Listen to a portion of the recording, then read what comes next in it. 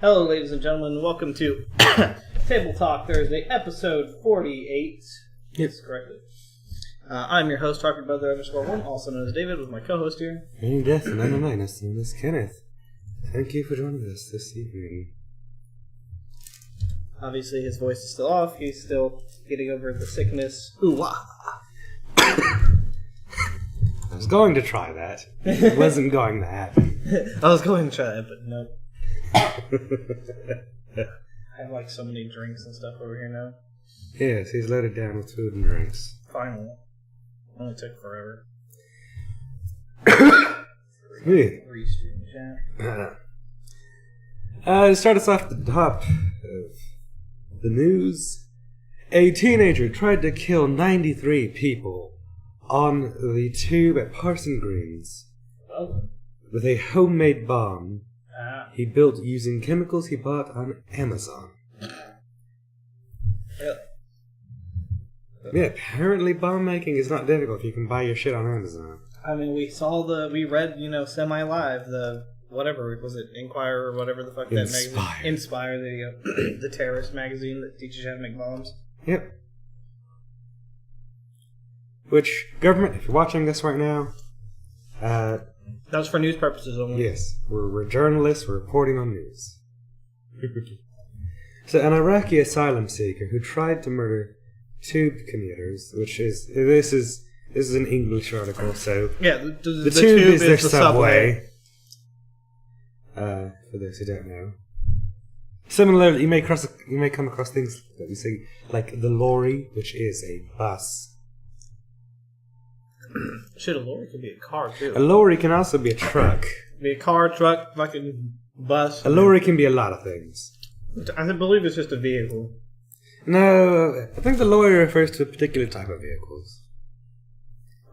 I believe so. Probably. Let's see. On a packed train, real English, who was taught to kill by ISIS. So Ahmed Hassan, 18, packed more than 2 kilograms of shrapnel into his improvised explosive made from chemicals he bought online from Amazon. Ahmed? It's not Ahmed. God damn it, Kenneth. Ahmed. Close enough, though. Ahmed the terrorist. That's what I was thinking about there when you said that. I laughed. But I read it, I was like, no. Yeah. Who hooked up to a modified kitchen timer. Ooh. The teenager, who was claiming asylum after entering the UK on the back of a lorry, allegedly planted the bomb, packed into a bucket inside an Aldi shopping bag, on the district line heading to central London.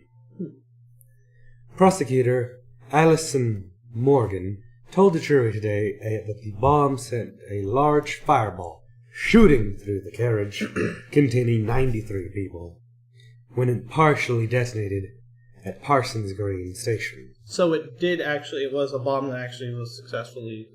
partially successful detonation. Mm-hmm. Thankfully, it did not kill anybody. Was anybody seriously burned or injured? I think there are reports of some injuries, nothing serious. Thankfully, this is good news that nobody was hurt or injured or killed. Around 20 months before he detonated the bomb, Hassan told UK authorities he had been trained by ISIS to kill. Asked if he'd been trained, he said they trained us on how to kill. It was all religious based. He said he was recruited on his own, but trained with around 1,000 others, spending up to 4 hours a day in the mosque. Wow. Having arrived through the Channel Tunnel on a lorry, he arrived without any identity documents. He gave his name as Ahmed Hassan Muhammad Ali to the authorities and said he'd been born June 1st, 1999 in Iraq. That's actually a really big problem that French and British authorities have been trying to fight for years now, especially with the Calais migrant jungle, which Calais is a French city that borders the UK, and the Channel Tunnel runs between Calais and the UK. And it's a hot spot for migrants and other people trying to get into the UK. And they try and get in any way they can. They sneak onto the bottoms and into trucks. They hold up drivers with knives and shit. It's pretty damn bad. They have to put armed guards and barbed wire fences up to try and keep people from attacking drivers. Anyways.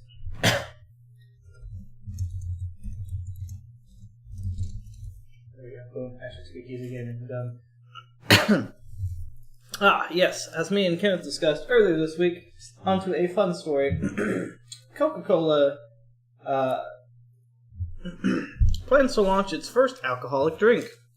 Coca-Cola is planning to produce an alcoholic drink for the first time in the company's 125-year history with an Alco Pop style product in Japan. I love Japan. And I would like maybe to try this here. It is keen to cash in on the country's growing taste for Chu-Hee, canned sparkling flavored drinks given a kick with a local spirit called Sochu. I need to get me some of that now. I need to go see if I can find that in one of the Japanese markets or something. Probably. This product is typically between 3 and 8% alcohol by volume. So right up our alley. Mm-hmm. We haven't experimented in the low alcohol category before, but it's an example of how we continue to explore opportunities outside our core areas, said George Garduno, Coca-Cola's Japan president. Interesting. Mm-hmm. So, I like Japan even more. I can go get, like, semi-wasted by drinking Cokes, alcoholic Cokes over there. It's like two of my favorite things put together. I would become a super alcoholic in Japan. Yep. With all What's the that? alcohol. What's that? Big Red with alcohol? Glug, glug, glug, glug, glug, glug, glug, glug. I went through a 12-pack. Yeah. Taiko is that one sake producer we're always talking about, right? Who? Oh, Taiku. Yeah. What about it? Apparently they also produce alcohol pop stuff. I mean, I like the Taiku. It's kind of smooth and stuff. I have that coconut one over there. It was pretty good. So this is some good news and bad news to see. Good news, however, on the front that people are talking about it. So the Holocaust Museum revokes Suu Kyi's Human Rights Award.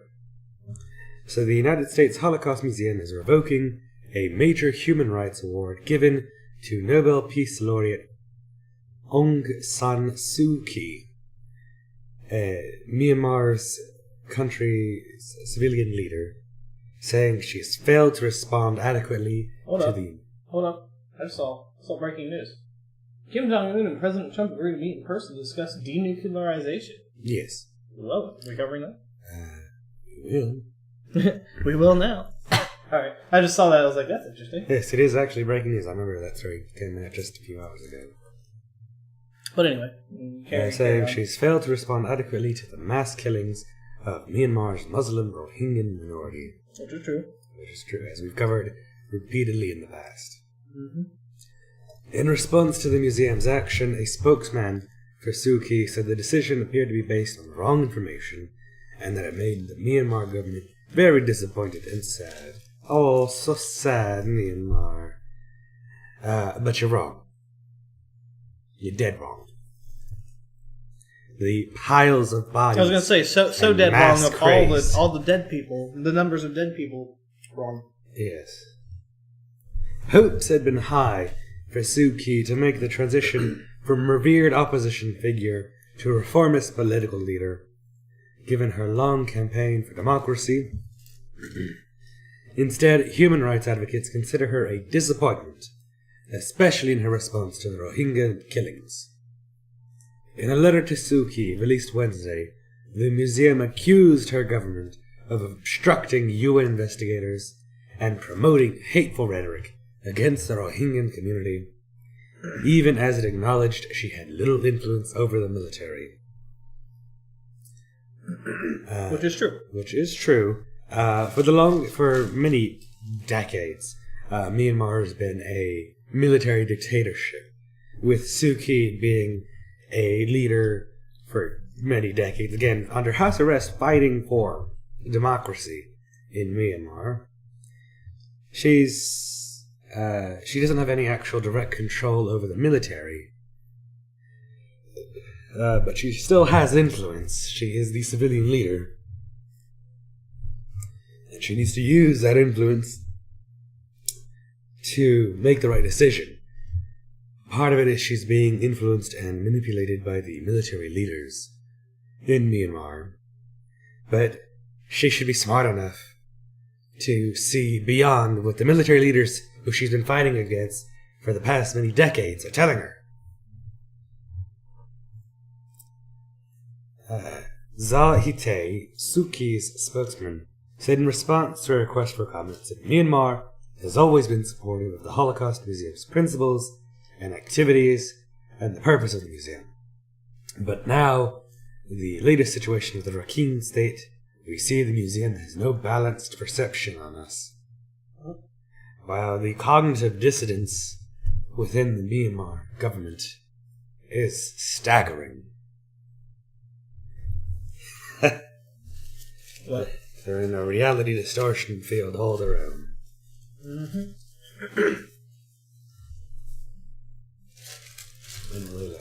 What's the bet that she's not even, like, basically allowed to do anything anymore? It's quite probable she's not allowed to do much of anything, if anything. But still, she should be coming out against this genocide vehemently. Yeah, and part of the thing is her people are, supportive of it. Yes, but she also has influence herself. She needs to be the one to change the hearts and minds of the citizens and make them see the truth of the matter. Evil! Yes, the evil the military is perpetuating.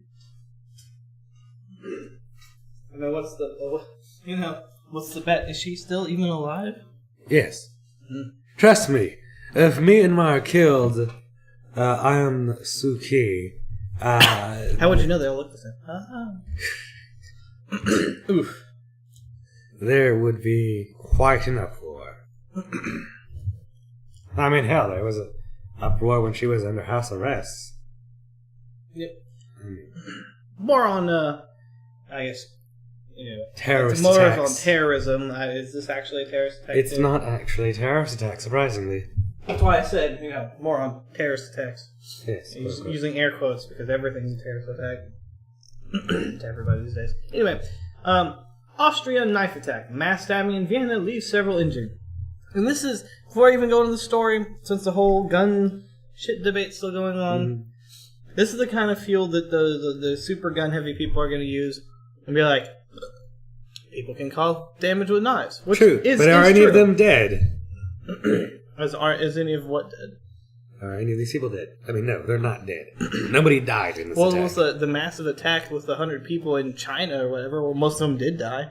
Did they? The 93 people that were stabbed. Thank I don't you, remember Camzilla, for following.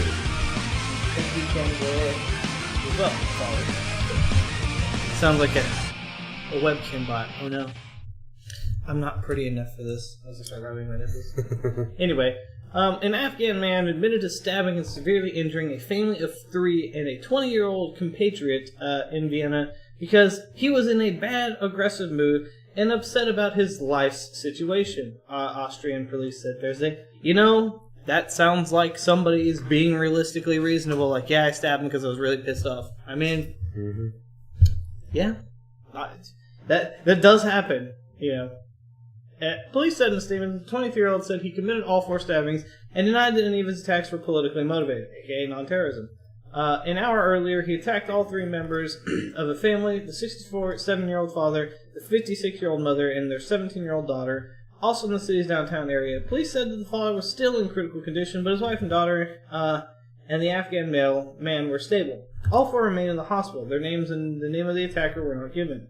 While the attack on the Austrian family appeared random, the attacker told police he knew his 4th victim and said he specifically sought him out because he holds him responsible for his previous drug addiction. And on an update to that we were just talking about with the knife attack, It was a group of 8 men, and it was a group of 8 men and women who attacked a large group. Yes, who attacked a large group of civilians at a railway station, with 35 killed, including the perpetrator. So 31 victims of the perpetrators, and 143 non-fatal injuries. This was a planned terrorist attack. Yeah. So, realistically, it took 8 people, and 31 people died. I mean, imagine if they had, like, you know, automatic rifles, or even an AR-15 or something. It would have been much more deadly with 8 people. Yeah. Or even a pistol or anything. Or even a pistol. Well, yeah, if you have a full team of 8 people, then yes, you can commit super terrorism. But on the other side of that is, people would also see you guys, 8 people rolling up with guns. Like, you usually will see everybody with guns. Maybe. I mean, it depends. Are they having it like, you know, a hammock? It's a railway station, so it's reasonable that people would be traveling with bags. Yeah. You walk in, you open up your bags in a coordinated effort. Bam, you're in the middle of the group. Yeah, but also, you know, with that sort of thing, you see everybody, you know, getting in, reaching into their bags in a small tight group. Who's paying attention to people? Me? Because I'm running the fuck away. Yeah, you, but almost nobody else. Everybody's in their own world, keeping their own attention on their cell phones or whatever. Don't you point at me. Everyone's paying attention to Google. Oh, yes, Google, I love you. No. So, you know, that's how everybody else would be, too. Well, I guess so. I don't know. I just work on the basis that people should be more perceptive of the world around them. I suppose so. Because, I mean, I look around. I always watch for sketchy people because stuff like that. But the stabbing thing can actually... You can get technically more done with stabbing. Because all you do is just walk up behind somebody, stab them. Just, you know, like you're hugging them. I mean, you can get away with a lot of shit. And at least make it not known for a while until that person slumps and drops, and then people will see that, I think. Unless they're all on their phones like that bad, then, you know, they might not. So I like this kind of story. It's pretty neat. So the oldest known message in a bottle was found on a West Australian beach 132 years. What WA means? Yes. After being tossed overboard. Interesting. So a Perth family made an extraordinary historical discovery after becoming bogged on a West Australian beach. Quote, it looked like a lovely old bottle, so I picked it up thinking it might look good on my bookcase, she said. But Miss Illman realized she had uncovered something far more special when fell out a damp, rolled-up piece of paper tied with a string.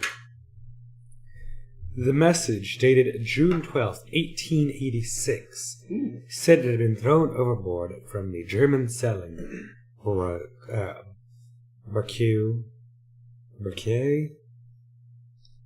Thoughts?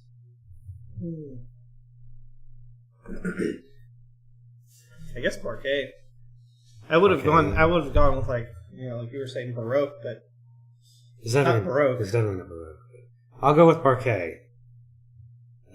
Because it's German and it's also from the 1800s. So it might have been a French vessel, but German sailing kind of thing. No, it was definitely German. No, was it? Yep. The German sailing Barque Paula, 950 kilometers off the West Australian coast, and we do not have a translation for Americans. What translation? Like the distance? 52 miles? Yes. So apparently, between 1864 and 1933, thousands of bottles were thrown overboard from German ships, each containing a form on which the captain would write the date and the ship's coordinates and details about its routes. It was part of an experiment by the German Naval Observatory to better understand global ocean currents. Yeah, I thought that's pretty interesting. I mean, it's definitely a surefire way to get people to, you know, do things like this. Everybody loves messages in the bottles. It's iconic. Yeah, but have they ever actually worked? I imagine so. I mean, they did it for decades, so clearly it worked. If they got results back, they wouldn't do it if they didn't. It was being discovered 132 years after being tossed overboard. It's the oldest known message in a bottle. The second oldest is just over 108 years old. So, how interesting. And as it says... What's even more interesting is that it was still legible. Yes, some of it wasn't, but surprisingly enough, most of it was. It was coordinated. The bottle was actually a Dutch gin bottle.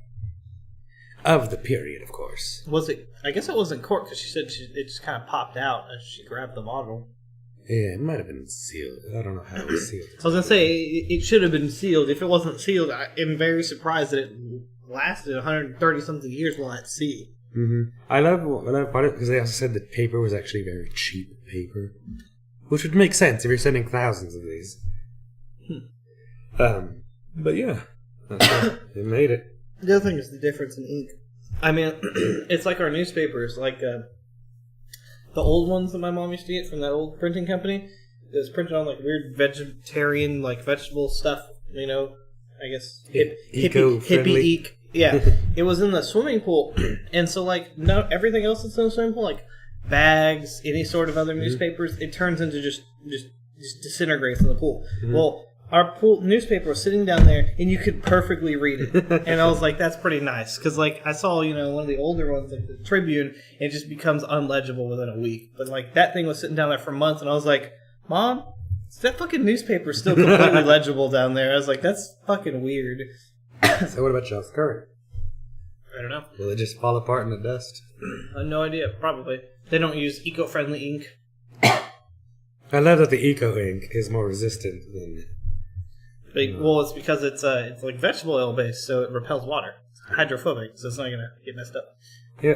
The more you know. Science, Kenneth. We need to get one of those the rainbow star thing.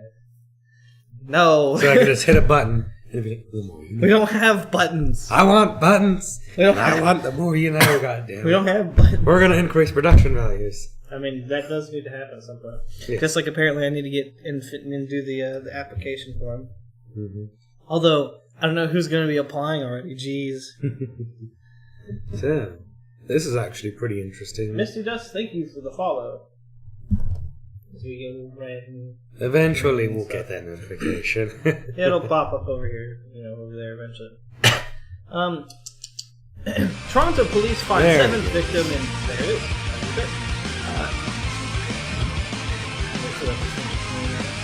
Yeah. There we go. So Toronto police find 7th victim in gay village serial killer case. So, 3 things is interesting. First, it's a Canadian serial killer that's also gay and also has killed at least 7 people. Okay. That's just fairly interesting. I wonder if at the end of this he's going to say he's sorry. I had to. Anyway. Toronto police have found a 7th set of remains related to the investigation into alleged serial killer Bruce MacArthur and have released a picture of a bearded, darker-skinned dead man. Detective Sergeant Hank Insigna, I guess. Insigna. Yeah. Said Monday they could not identify the man in the picture and are now seeking the public's help. Dental records, question mark? I don't know. I do not want to release this picture, and I'm doing so as a last resort, he said. He said they showed the picture to members of the gay community but could not identify him. Many of the other alleged victims have been darker-skinned and of South Asian or Middle Eastern descent who frequented the gay village area of Toronto. Insignia said they've now found the dismembered remains of at least 7 individuals this year in large planters at a home where MacArthur did landscaping work and stored objects. Well, yeah, objects being dead bodies. MacArthur, 66, is charged with first-degree murder in their deaths, as well as the presumed deaths of 44-year-old Salim Isen, Majid Kayan, 58, and Dean Lissowick, either 43 or 44. Police have said they believe there are more victims, probably. Well, I mean, at least 7. Yeah. Investigators have not yet released complete details, but MacArthur is believed to have met his alleged victims in the gay village and on gay dating apps, probably Grindr. Police are looking at unsolved missing persons cases to determine if there are connections to MacArthur and are running down tips that have come in from around the world. Add me on Facebook, join Rappa, and subscribe on YouTube, Don Rappa. No. It's interesting that he hid the bodies in large planters. Places that he worked at. Yeah. I mean... Such an interesting, MO. Maybe people thought he was like... Actually, I don't know. How can you just dig a hole How and big put a were body... those planters? No, planters. That means it's an exterior thing. Yeah, no. It's a thing on the outside, like... Kind of like the ones over there in downtown that have the stupid trees in them. Those kind of things. Yeah. Yeah. Much larger. Yeah, I know. But is it larger than that? Because those count as planters. Yeah, but I'm saying... It Also, says those it's are a big enough large to hold a dead body, but so... I guess I need to look at them again. Yeah, I mean, you could lay down in it. So, yeah. Hmm. But no, like, the biggest question still is for me is, how does he get a dead body in there without people noticing? Yeah, that's also a very good question. Because I was going to say, maybe if they were chopped up in pieces and, like, they were just bones, you could be like, oh, yeah, these are just but I don't think they PVC were. pipes. No, because he said... It's from the picture that was there shown. was a picture. I mean, it looked like an intact body. So. Yeah. So it's like, oh, no. Somebody walks by, oh, he's sleeping on the job? Yeah. I mean, like, I don't know how else you're going to... I mean, he's a away with that. landscaper, and I assume they're doing active work, so I assume he might have access to the site after hours. I guess it's true, That'd too. barely be the only way he could really do such a thing. Yeah, I guess that's true. It's just so interesting to see a Canadian serial killer. I don't know. Canadians, man. But let's roll the video on the next story. Oh. So what, I was going to say, do you want to cover the whole North Korea thing before we move on out of world news? Well, we're not done with it. That's the world news thing? Okay. Yeah. What's this? Ah, interesting. This is the one you were talking about, wasn't it? Mm-hmm. Alright. Denmark braces for start of gruesome murder trial. And here we have a video talking about this murder trial. It's very extreme. I mean, the video doesn't look extreme, but I mean, like, the murder trial, from what Kenneth was describing to me, was extreme. No, and it has a lot of people in both Sweden and Denmark. It's reeling. Is there any audio on this? Yes. Okay, Here along the Danish coast, the beheaded and mutilated You're torso gonna of want to turn that 30-year-old down, 'cause I gotta turn Swedish this up. journalist Kim Wall washed ashore in August of last year, 10 days after Should be she was said about reported right. missing. Now, 46-year-old Peter Rocket Madsen, an inventor from Denmark, is on trial for her murder in a bizarre and brutal case that has shocked the country. Everybody was shocked that it could happen in Denmark. That was the first, and in the start nobody believed it, but more and more evidence came, and so everybody was shocked about this story. Peter Madsen had a passion for ocean and space travel, featured in Danish films, books, even children's TV programs. This was Madsen's latest project, the UC-3 Nautilus, one of the world's largest privately built submarines. He invited Kim Wall aboard for a story she was doing. That was the last time she was seen alive.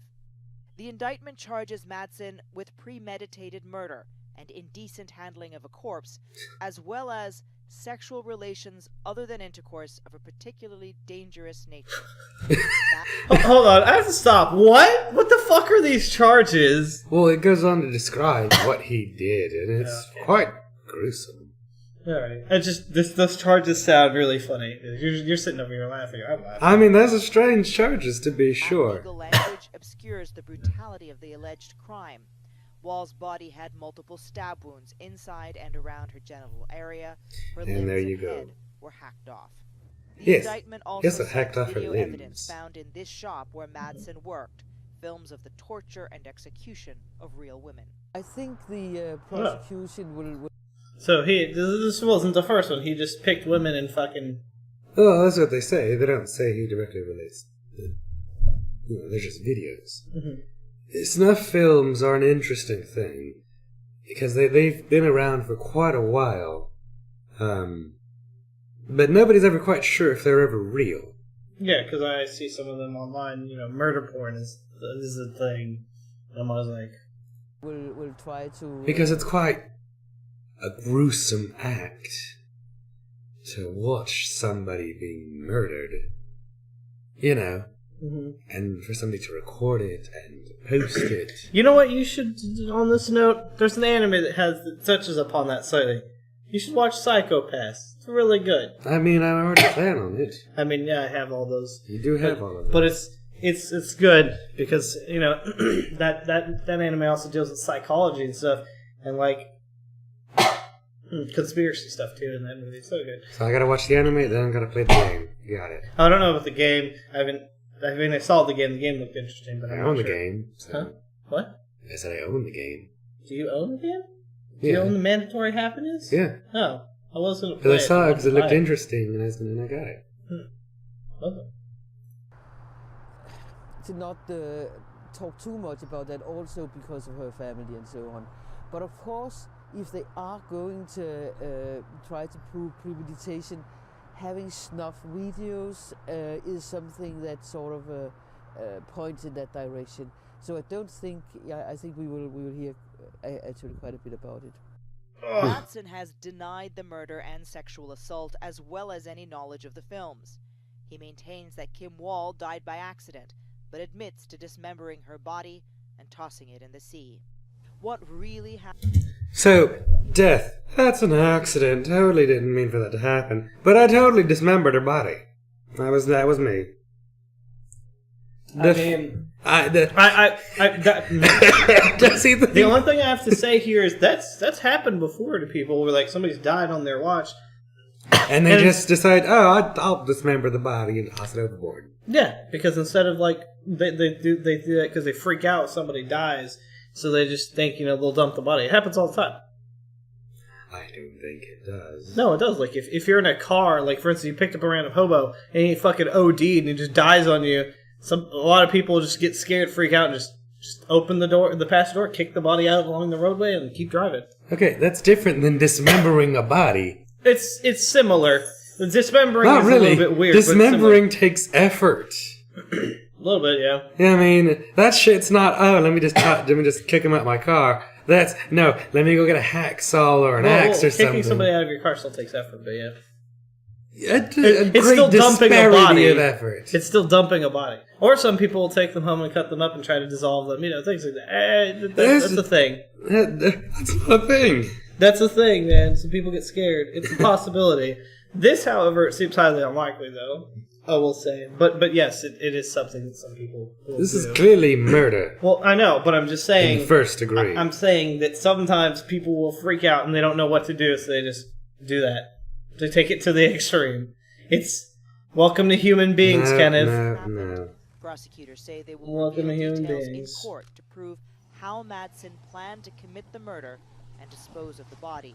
The trial is expected to last through the end of April. Atika Schubert, CNN. Well, I think it should be quite clear, and I assume justice will be quite swift in this case. Yes, I can. And I can eat Cheetos. Mm-hmm. Alrighty then. Now you want to cover the Yes, so... Korea? No. Don't mind the man behind the curtain. I forgot to switch back. Yes. Okay, so, quick things. This is breaking news. And this is quite recent. So, Trump has agreed to meet with Kim Jong-un to discuss their nuclear standoff. So that's one of the two Cold Wars down. Maybe. Possible. Yeah. What if they meet up and they just kill Trump? War were declared. I mean, like, I'm just thinking realistically here, because, like, Kim Jong-un really doesn't like us in general. I'm sure I don't think Kim security- Jong-un likes Trump either, because they're basically in a dick measuring contest. Yeah. We'll watch it just be like him and Putin. Like, Putin's in a dick measuring contest in the United States, but him and Trump seem to be on good terms. Mm. I mean, relatively speaking. I mean, compared to North Korea, yeah, they're fucking best buds. Yeah. Compared to, like, Angela Merkel, Who's that? the Prime Minister of Germany, Oh. who we're quite close allies with. Ouch. Yeah. Anyway. Yes, so President Donald Trump has agreed to meet directly with North Korea's leader Kim Jong-un on what could be the biggest breakthrough in this tense nuclear saber-rattling that has defined the president's stance since taking office. The invitation from the North Korean dictator was announced at the White House by South Korea's National Security Advisor, who reported that North Korea also agreed in the interim that it would halt its missile test and was prepared to negotiate ending its nuclear weapons program altogether. This is unprecedented. In the many decades that Kim Jong-il was leading North Korea, and even in the... Kim Jong, any of them, the entire family. Yes. Il, all. So, yes. In the entire history of the Kim line, the Kim dynasty, talking and meeting with the U.S. president has never been on the table.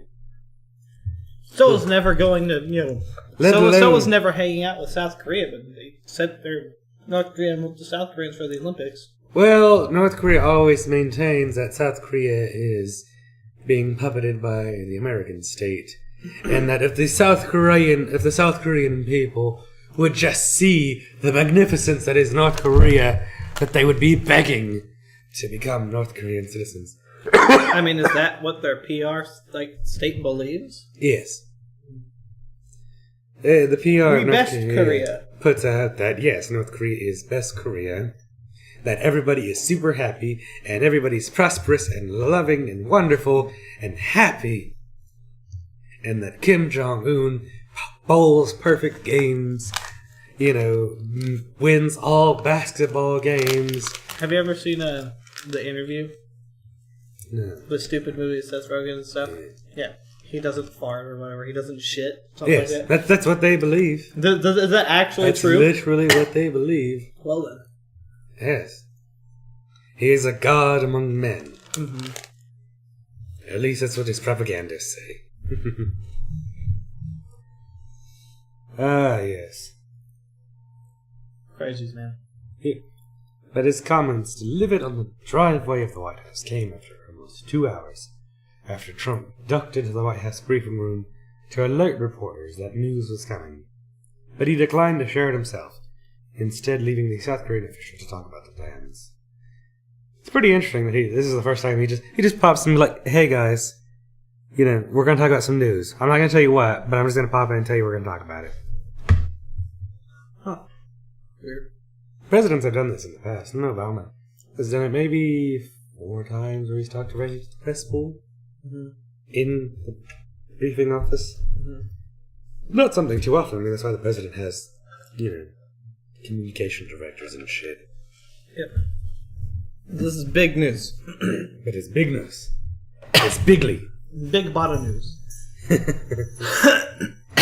And we were talking about The Fifth Element actually on Discord a few minutes ago. Or no, hours ago now. But yeah, and fucking Hugh Locke's never seen The Fifth Element. And me and Turbert's like, you've never seen The Fifth Element? He's like, no. And I'm like, blasphemy. I'm going to mail him a fucking DVD of it. I've got your address, and I'll be sending you shit. Oh no.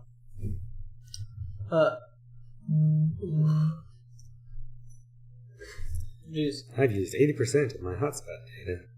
Oh no. How? Shouldn't it have already switched over to the 8th? It should have, yes. Yes. Teen drawn to ISIS brought homemade bomb to Utah school. This is the one you were talking about, right? Mm-hmm. A teenage student at a southern Utah school, high school, has been charged with bringing a homemade bomb to the school that was discovered in a backpack emitting smoke and prompted an evacuation, police said Tuesday. Oh yeah, that's kind of obvious. Authorities said additional charges are also pending against the teen as a suspect in the raising of the Islamic State's group flag on a pole at another Utah high school. What? I guess that's something they did. Yeah, I don't know where we're streaming at, but we've used 12 gigs of data since we started. Just today? Yeah. That doesn't sound right. I mean, is your Steam updating? Steam's probably updating. Looks like. Fuck. My bad. Apparently, also my Steam is also. Well, both. Actually, it only downloaded the Subnautica update. I doubt it was 12 gigs of Subnautica. No, it says all those things are ready to play. That's Well, all no, because that was time completed 4/22. Oh. So, only Subnautica. So, great, your Steam probably decided, oh, I'm on a fast network. Well, normally it doesn't even start up. Whoopsie. Whoops, yes. Maybe it's Windows too. No. Fuck it, all the updates. My Windows Which is set reminds to me, is not your do- Windows set to set this thing as a metered connection? No. You should do that. No, I have my Windows, I have my stuff hard set to not, it won't install or download updates until it asks me. But you should still set it, because it'll stop background processes. And then you click on that. Properties. Yeah. Yep. And And make then this set as a- metered connection. There you go. So it'll slow it down. Hold on, that was interesting. Well, this may be a short show, because we're going to run out of data. No, right. I can't see. Okay. Anyway. The teen, authorities, let's see, the boy was arrested and booked into a detention center on charges of manufacture, possession, sale, use, or attempted use of a weapon of mass destruction, St. George police said in a statement. That doesn't sound like a correct charge. Yeah? No, I mean, it does. But I don't think the weapon of mass destruction thing is correct, but I don't know, I'd have to look at that. Weapon of mass destruction implies, well, much worse things than a bomb in a building. I mean, a bomb's a weapon of mass destruction. I mean, it's a bomb. I mean, there's like that fertilizer bomb that destroyed that IRS building in like 98. Talking about the Oklahoma City Yeah. bomb? Yeah, that's ammonium nitrate, by the way. Highly explosive. Yes. And perfectly legal. Yeah, because Because it has to be. it's fucking stump killer and other things. Anyway, based on our investigation, we can confirm this was a failed attempt to detonate a homemade explosive at the school. It was also determined that the male has been researching information and expressing interest in ISIS and promoting the organization, police said. The teen who was arrested was attending class at the school, and items were seized from his home that were consistent with the material used to build the device placed at Pineview, St. George police said. Yep. He's also, I mean, it is as it says. He put up a ISIS flag at another high school. He also spray painted ISIS is coming. Isn't ISIS supposed to be dead? Well, it's supposed to be. It's all relative.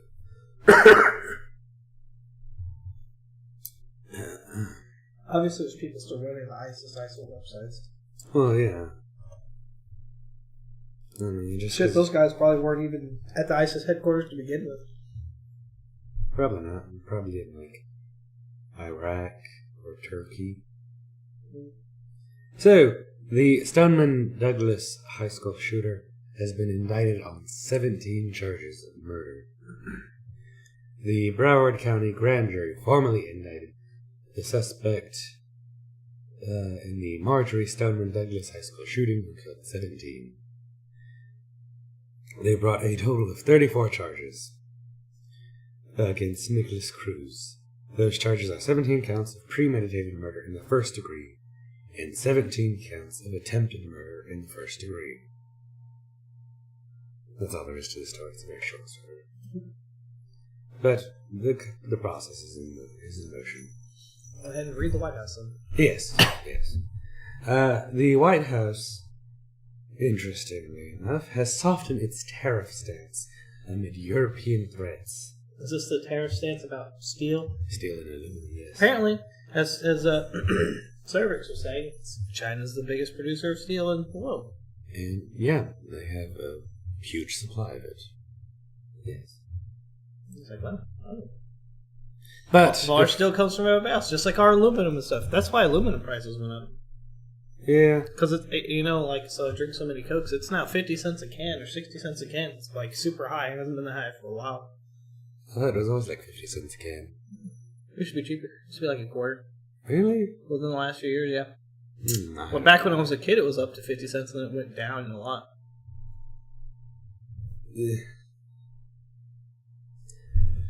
The White House has said that certain countries may be spared planned new trade tariffs in an apparent softening of the policy that has sparked threats of retaliation. That sounds like we're just giving in. Also, the it tariff also sounds like itself we're is fucking over stupid. some people. Huh? The tariff itself is dumb. No, I agree. As we talked about it last week, it'll kill more jobs than it saves. Yep. It came as China entered the fray, warning that it would respond as necessary following a robust reaction from Europe in recent days to chart Donald Trump's plans.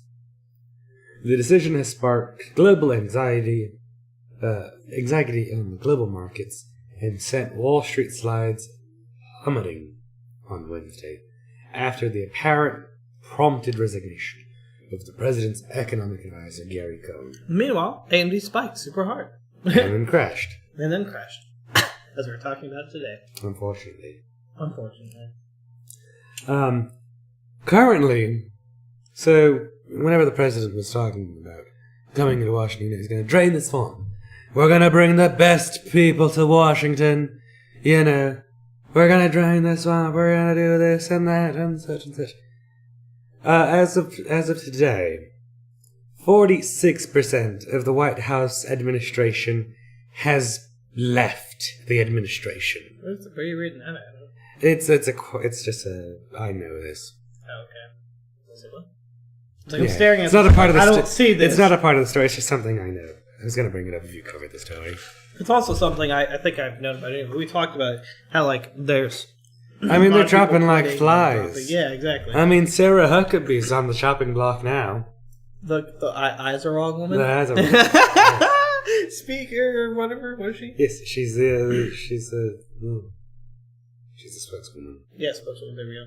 I don't know the technical. The House isn't it the House Speaker? No, she's the White House press secretary. There we go. Yes. Yeah.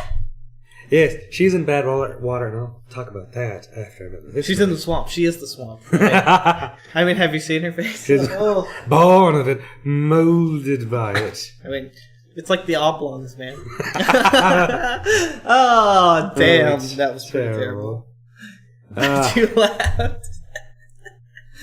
But the White House has said that Mexico, Canada, and other countries may be spared. Everybody that actually matters. Yeah. European leaders have strongly responded to threats from Washington, indicating that if the United States goes ahead with its plans, it will impose tariffs of its own on a range of goods. The joke's on them. America doesn't make shit anymore. No, I'm kidding. Yes. They will add to it orange juice. So, Florida, you're going to be destroyed. Peanut butter. Cranberries. Does peanut butter? Yeah. Peanuts are popular. No, I'm saying there's a state that does peanut butter. It's one of the northern ones. Yeah, it is. And also they are doing tariffs on jeans, bourbon whiskey, so Kentucky, and Harley Davidson motorcycles. Harley Davidsons are already overpriced. Who gives a shit? There's a market for them. I mean, Duarte probably has a Harley. Because he rides around on choppers all the time. So yeah, that's true. So, that's going to be devastating to a lot of industries. Cause, so Harley Davidson's kind of, like I said, it's overpriced small. But bourbon whiskey as an entirety is there's a lot of bourbons. Yeah, but a lot of them are produced here in America. Yeah, no, that bourbon is, I believe, a specifically American thing. Yeah, so it'll be devastating to the bourbon industry. No. Because Europe is a huge market. It'll be a detriment to the statesman industry. You saw the new Kingsman movie? I haven't. Oh, damn. See, you don't get the joke, though. No, I need to watch it. It's okay. I think we own it. Okay. If you think about it, we probably own it. If it's a decent movie. We also have... They were watching Blade Runner the other day, and I was like... They just were watching it again, and I was laughing. Typical Gamer 356, thank you for following. Yes, thank you for the follow, Typical Gamer. So, yeah, I mean... Well, with orange juice, peanut butter, and cranberries, as long as everything else, that's going to be devastating. The good old American blue jeans. Yeah, no, it's going to hit America hard. Yes. At least certain states. I mean, bourbon, it's going to hit Kentucky, so... Speaker of the House. Oh, and you're hosting. Thank you for the host. Thank you. It's going to hit the Speaker of the House, the majority whip, which is fucking. I'm trying to remember his name. I know him as the Turtle because he looks like one. But whatever, it's going to hit his state pretty hard. Anyways, excuse me. So as I was saying, we don't have this story, unfortunately. I was going to bring it up. I still may cover it. But for those who don't know, there's a lot of controversy going around with Stormy Daniels, who is a porn star that Trump had an affair with in 06. Yes, the one we covered. Didn't we cover that last week? Yeah, we covered that, yes. Yeah, or a couple weeks ago. Yes. And it's come to light that she is suing... or she's gone to court to have the NDA overturned because Donald Trump didn't sign it. So in the in the NDA agreement, it has it refers to her as like PP, using abbreviations, and the other party as like DT Donald Trump. or DP, something like that. So everybody's referred to by acronyms, etc. And then on the actual, so that's on the NDA, of course, talks about that. And then on the other page, they actually signed it. It says that this person is DP, this person is DT, etc. And then they sign. So she signed on her name in the applicable spot.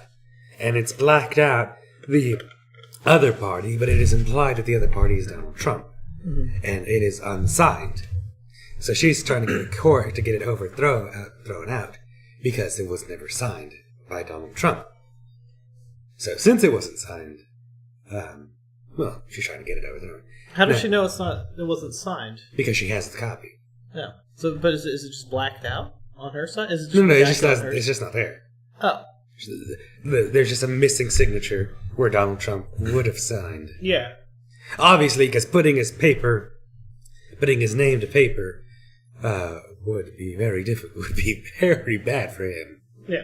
So basically, that would make. I mean, if I was a judge, and I'd see that as like clearly this is an unsigned contract. Yeah, that's a non-legal binding contract. It wasn't signed. Yeah, by both parties, so it just doesn't work. Yeah. Thanks, Typical Gamer, for that. I was going to respond to you about having an Xbox One. I don't play on it. I play mainly PC games. I still have one. I have a couple of cards of Xbox Live I don't use. Is your name the same name there? Whose name? Honey Brother.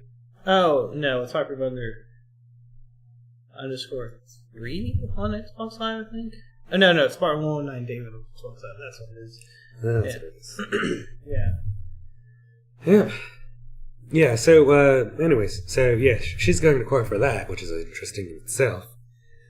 So she's going to get even more money. But Sarah Huckabee's in hot water because she talked about, because journalists kept bringing it up in the recent White House briefing, talking about what was the situation around it. Did the president know anything about it? Because for the longest time, the president's been denying that anything has happened about this. He doesn't know anything about it. I did not have sexual relations with that woman. I'm waiting for that line. But Sarah Huckabee came out and said, this has been handled in arbitration and the president has won. So, clearly that means something went down.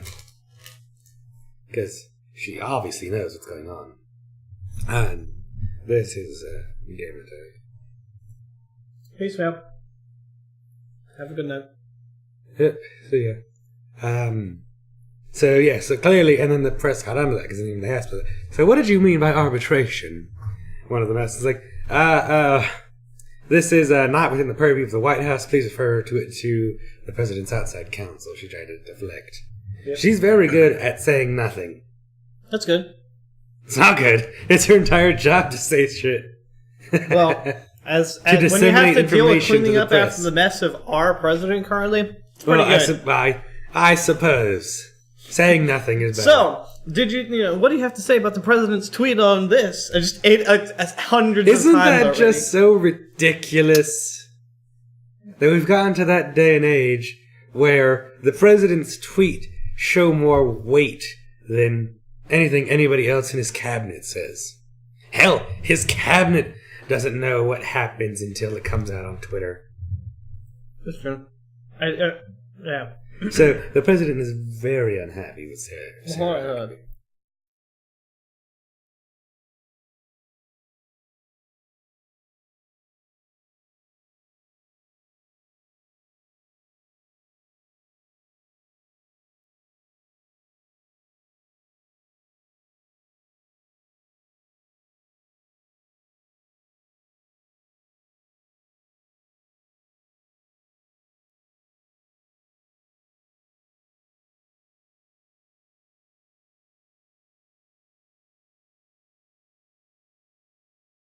Yes.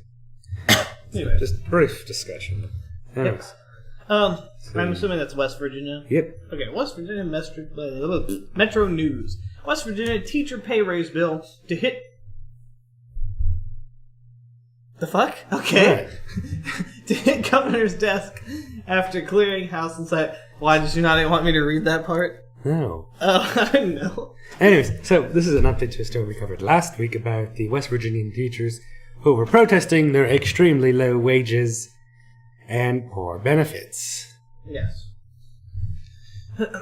Both the House of Delegates and State Senate gave unanimous approval Tuesday to a 5% pay raise bill that's expected to end the 9-day education workers' strike in West Virginia.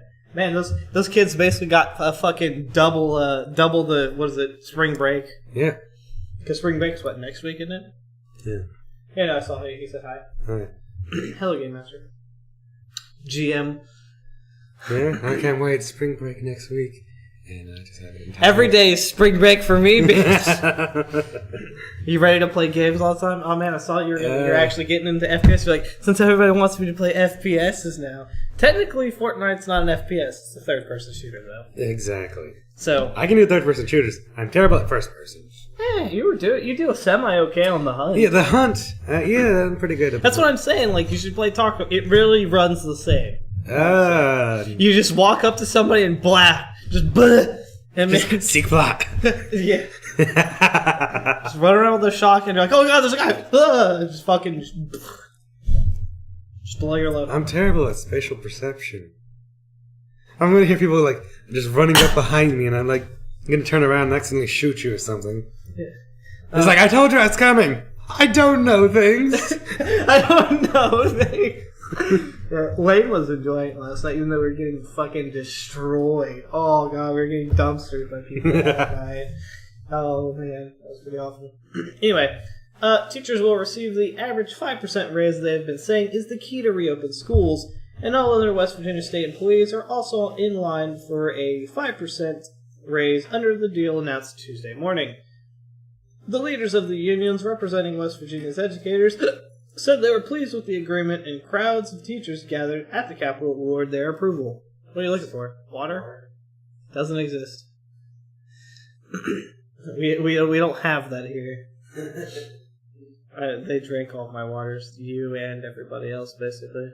I think I only have one in my mini fridge in my area of the world. Anyway, actually, no, that was a water that's been here. Anyway.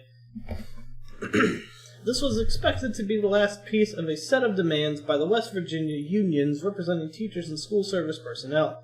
They had demanded a raise of at least 5%, having gone without pay increases for several years. Yes, as we discussed in the last week, that teachers could go to any of the surrounding states and get an additional $5,000 to $20,000 a year more. So does the state set teachers' wages, unlike here in Texas where it's like a school district thing? I guess so. They're also union, unlike they are in Texas. I mean, there's teachers' unions, but I mean, you know how Texas is. Virulently anti-union. We're anti-union. We're anti everything that actually gets workers' rights. rights. Yeah. Sadly, I love this state. But man, I do hate some of the companies that are just like, oh yes, our Republican overlords, here's more money. Like, yes, let me keep fucking over my workers. Yes, let me fuck the blue collar people to death. Yes. And they're like, and then the Republicans are like, do it. Kill the blue collar industry. Yes. Yeah, sad but true. They also wanted concrete efforts towards trying to control the spiraling out-of-pocket health insurance cost. Yes. Justice established a task force for the Public Employees Insurance Agency and froze the plan at the current fiscal year's structure. Interesting. Yeah, because that probably goes along the same lines as like how Texas is. You have the education gets the insurance, and then there's what's the municipal side gets the same insurance. Like I think the entirety of the state government structure all gets Blue Cross Blue Shield. Because Jessica got her stuff. It's Blue Cross Blue Shield. But we're with Aetna. Well, it was Blue Cross Blue Shield when we joined. It turned into Aetna. That specific plan got bought out by Aetna. Same thing with hers, I'm sure. Blue Cross Blue Shield was actually, I think, bought out by Aetna entirely. I don't think so. I don't know. That's what I was being told whenever I had Blue Cross Blue Shield a couple of years ago, that they were being bought out by Aetna. It was going to switch to Aetna. So, well, there's also a difference. There's Blue Cross Blue Shield, and there's Blue Cross Blue Shield of Texas, I believe. And I think the Texas branch specifically was the one that got bought out by Aetna, which Aetna kind of sucks. Mm-hmm. They're one of the biggest, but they're still pretty shitty. Yeah, well, most insurance is terrible. Why did you remove the news thing again? Because I can. Okay.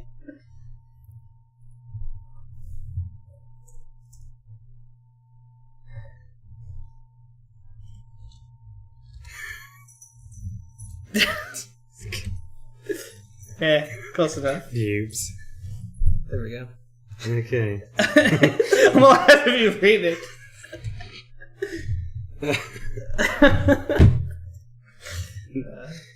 So, a 20-year-old sues Dick's and Walmart over its new gun policies. Oh, really? Interesting. Yep. So, an Oregon man filed suits Monday claiming Dick's Sporting Goods and Walmart discriminated against the 20-year-old when they refused to sell him a rifle. So, Dick's and Walmart restricted gun sales to adults 21 and older in the wake of the Florida high school massacre. It's me. The 19-year-old accused in the school I was going to saying say, I was wondering when somebody was going to... bought the AR-15 used in the attack legally. You were saying? No, I was wondering when somebody was going to try suing them. I figured it was going to be immediate as soon as they announced it. Yeah. Oregon law allows residents to buy shotguns or rifles starting at the age of 18. Tyler Watson's lawsuits against the retailers in two separate counties claim he faced age discrimination from Dick's and Walmart. The Oregonian reported that the lawsuit is believed to be the first filed over the new gun policies enacted on February 28th. The lawsuit claims a store owned by Dick's Sporting Goods in Medford, Oregon, refused to sell Watson a .22 caliber Ruger rifle on February 24th. The suit says the Grant Pass Walmart in Oregon refused to sell the gun on March 3rd. Walmart spokesman Randy Hargrave said the retailer plans to defend the new policy. And it's still, like, before he even said that, the fucking Walmart legal team was at the dude's door, flying out of a helicopter and fucking rappelling out straight on his doorstep. Hup, hup, hup, hup, hup, hup, hup. Alright, so here's this briefcase of money. But I really wanted that gun, and here's the gun secretly. Briefcase of money is like, fuck it, here's your countersuit. We're going to destroy you and take everything you own. Nah. Here it is. We stand behind our decision and plan to defend it, he said. While we haven't seen the complaint, we will respond as appropriate with the court. Yeah, how does that work? I guess the people selling it get the choice, I guess. I guess it depends on what's in the law. Yeah. Because even though it says... Because it says that you can purchase it. You can. Doesn't mean... It might say that the retailers can set an age regardless. It just says that the minimum must be 18. Yeah. Which that's just... As far as I know, that's the law everywhere. It's just you have to be 18, unless maybe California has it higher. I don't know. Maybe. Federal law, as far as I'm aware, is that it's 21 for pistols and 18 for shotguns. Yeah, 21 for handguns and 18 for rifles / shotguns. Which, who knows? With how our president talks, it may be changing. Will he? I mean, it's unlikely. I was going to say, will he fuck over... But I mean, considering Walmart and Dick's Sporting Goods have changed their policies... Which I was going to say, that was one of the what interesting things that people are going to change their policies. I'm waiting for somebody to be like, you're fucking with these people's right to own guns. But capitalism, man. Fucking with these people's right to own guns. Oh, well, the NRA is just going to throw money at people. It's just going to... Well, clearly they can't throw money at Dick's and Walmart. Well... Because Walmart's a multi-billion-dollar operation. Can they not? I'm surprised that Walmart hopped in on this. I think it's like a bid for Walmart to stay relevant, honestly. Partially. I mean, what's there to stay relevant with? They're one of the biggest retailers in the nation. They are. That also employs some of the most people in the nation. Doesn't matter. They still closed like 300 stores recently. That's true. And on top of that, Amazon is giving them a run for their money. Why buy anything at Walmart? We can get it like almost $10 cheaper on Amazon. And actually, I didn't know Amazon had a program, but they recently expanded it. So apparently, if you're on food stamps, you actually can get Amazon Prime per month for like $6. If you're on food stamps, you're getting Medicare or EBT, which is SNAP. Yeah. So yeah, but if you're on any of those programs, you can get Amazon Prime for $6 a month. I thought you were going to say you get Amazon pantry foods. Like, you just use your SNAP card and get Amazon pantry. You might be able to. Who knows? That would be interesting. I don't quite know exactly, but I mean, it's cheaper. You know what? Prime You know what's still cheaper for Prime? Being a student. I'm still but using it's only good for now. 2-3 years. And mine's going to come up soon. I know mine expired. I'm like, well... But it's $100. But it's $100 of... Do I use $100 worth of 2-day shipping? Probably. Yeah, no, definitely. You buy 2 things and you get it Prime. There you go. I don't think 2 things is enough for the free 2-day shipping. Because 2-day shipping is only like $10 or $15 per time or something like that, I think. It depends. Without Prime. Because UPS Next Day Air, depending Next on Day Air is expensive. Okay, but let's that's what even they ship talk it about as. it. Huh? That's how they ship it. Do they? A lot of the times. What? But most of my shit comes USPS though. Some of my shit, a lot of the shit comes UPS from me. Do you order bigger things? I guess so. I order like books and DVDs and stuff. It always comes USPS for me. And my stuff always UPS. Yeah. Well, they also have shipping deals at USPS. It's like super cheap. I mean, poor USPS. They must hate themselves because they're primary fucking people today. Well, they're also making money, so it's good for them. I guess. But I mean, like when I was talking to the mail lady that comes and delivers our stuff because we're out of town, so like they have special stuff in the back of her truck, and the cargo net is just tons of Prime boxes everywhere. I'm like, I was like, so how does this work? With you guys doing Prime? And she's like, She's like, it's a lot more stuff. She's like, nowadays it's more boxes than it is fucking letters. And I was like, yeah. Mm-hmm. Yeah, no, I believe it. I mean, the biggest beneficiary. But the biggest problem to them is it adds like lengthy links to their route and like adds a lot of time. Basically, they have to do a lot more than they used to ever have to do. They're being like super worked now. Yeah, I mean, that's the unfortunate part. But hey, I mean, the company took it upon themselves. Yeah, they'll probably pay people money. I mean, the fucking shit. The USPS pension fund and their pay is actually really good. They get paid. I mean, as we talked about it, the pension fund's secured for the next 90 years. Is it? Oh. That's a part of the reason why the USPS is fucking underwater. Because the USPS is a private company, or it's a public company, but it's still a company. Mm-hmm. But they're also subject to congressional rules. And Congress laid down oversight saying that the USPS specifically, and a thing that no other public company or department must do, that they must publicly fund their retirement for the next 90 years. Which before that, they were in the green. Perfectly fine. But once they passed, it wiped out so much of their money. Billions of it. Mm. And the Congress did it to kill it. Why would they kill USPS though? Like, what's the point of it? USPS is the mail. Because they want UPS and FedEx to take over. But it's not gonna be cheaper. USPS. They don't care. They don't care that it's cheaper. They're being paid off.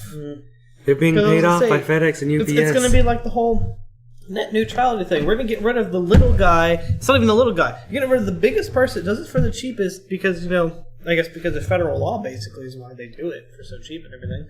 Yeah.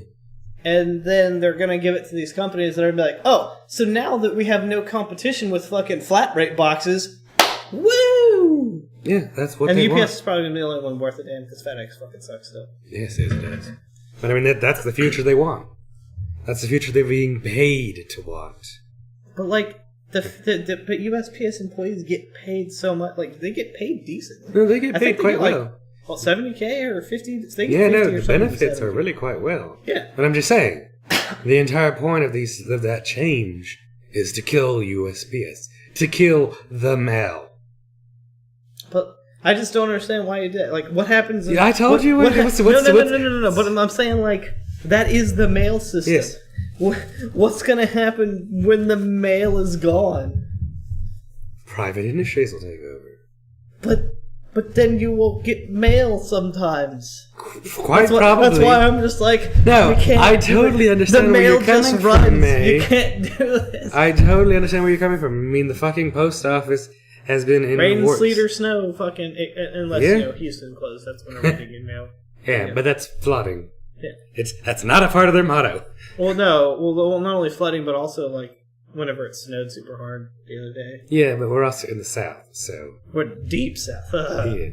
So we don't know how to deal with snow. Yeah. Everything will become digital. No. Our fucking... There will always be mail. It'll be fucking 2150, and there's still gonna be mail. It'll just be in tubes and shit. Like in the Fifth Element. Yeah. It'll all still be paper and stuff too, or like fucking translucent fucking plastic bullshit. Yeah. Fucking, it's like... You are fired! We went backwards. You are fired! Oh! Fucking sit down. But no, like, High-Tech we've worked with, I've seen state agency computers that are still running DOS here in the United States, in our, like, county for our office, and it's the same anywhere you go. Mm-hmm. It's not gonna get mail printed into your mailbox. I mean, that's not a terrible idea, but that would require there to be a global, but just imagine how much statewide spam mail you would get. Just send it straight to your printer. You couldn't deny. You have to set up like port blocking rules and shit. Like, no, actually no, because the IMAP ports and all that stuff standards. You can't block the spam. Yeah, that'd be horrible. No, that's a bad idea. It'll just force you to print it. The only reason we get less spam is because it costs money for them to ship it. Doesn't even cost that much. It doesn't even cost that much. It's only like 50 cents per stamp or some shit. Yeah, but still, that's a limiting factor. No, I was reading those things. What you do with those things you get where they're like prepaid mail, where you don't pay anything and the shipper pays it. Those are stories of people ripping up the shitty documents you get in those and then putting it in the thing and sending it back to them. And they actually get charged because it's overweight. And I was like, that's a great idea. If people are saying, just mail that shit back. That is a great idea. What is that? What is that? The EIT? Is that fuck it? I can't tell what that is. It looks like a condom. I don't know. It would cost us under for the ink. Yeah. Well, that's a printer. That's a printer. Yeah. Anyways. Take it away. Florida teacher calls her white supremacist podcast satire. A social studies teacher has been removed from the classroom amid allegations that she hosted a podcast that touted white supremacist views. Comments she characterized as satire. She was involved in a podcast, Unapologetic, in which she bragged about disseminating white supremacist ideas to school children while hiding her views from the school administration. She used the pseudonym Tiana Delichov. What? How can you be a white supremacist with a fucking Russian pseudonym? I mean, Caucasian is from the Caucasus Mountains. That's in fucking Russia / Yeah, but white supremacists don't like Russians, even though they're white. They don't like white. They don't speak English, basically, in American English, more specifically. So I'm just talking about it that way. But anyway, Volek also allegedly made racial and anti-Semitic remarks, including about some races being smarter than others, and about how Muslims should be removed from the face of the earth. All things that I could semi-stand behind. I mean, our statistics, for our school district, right? Some races are smarter than others. That's kind of factual, sadly. But it's not races. It's life. It's life. Well, that's the thing. Is it looks racist, but it's true facts. That's the problem. Well, no, it's social situations. If you dig into it, some of it isn't. A lot of it is. The majority of it is. Well, like if it's in public schools, even the kids with the family situations, they still have the same ability to learn almost as much as anybody else because they're in school. I mean, they're still going to public school. They still get the same school. No, but home life is a big factor in that. I mean, if you've got a parent who is working multiple jobs, that doesn't see the kid often, versus a parent who's there and you do your homework, or I'm going to read you a book, or let's read this book together kind of thing. That shit barely happens anyway. My mom was at work all the time, and she came home and went straight to sleep. I still was perfectly fine. I'm just saying, man, your home life has a big, and they've done studies on this. It has a big impact on your ability to learn. They find that parents who read books with their children, that the children actually have a much greater advantage in school than other students because they find that they can read faster, they can read and write better. Maybe that's why I didn't like reading, because my mommy never read to me. I love reading. I read books all the time. I don't read, but again, I still never had issues in school. It literally didn't change anything about me, even though I really wasn't well taken care of. Statistics count over the mass. I know, but there's other things besides that. It's not just about reading somebody a book. Some of it is, I guess the ideas behind it. Like, you're going to school not just because you have to, but because, you're there to learn or whatever. But, like, in a poor household, you go to school so it doesn't matter, you work at the farm.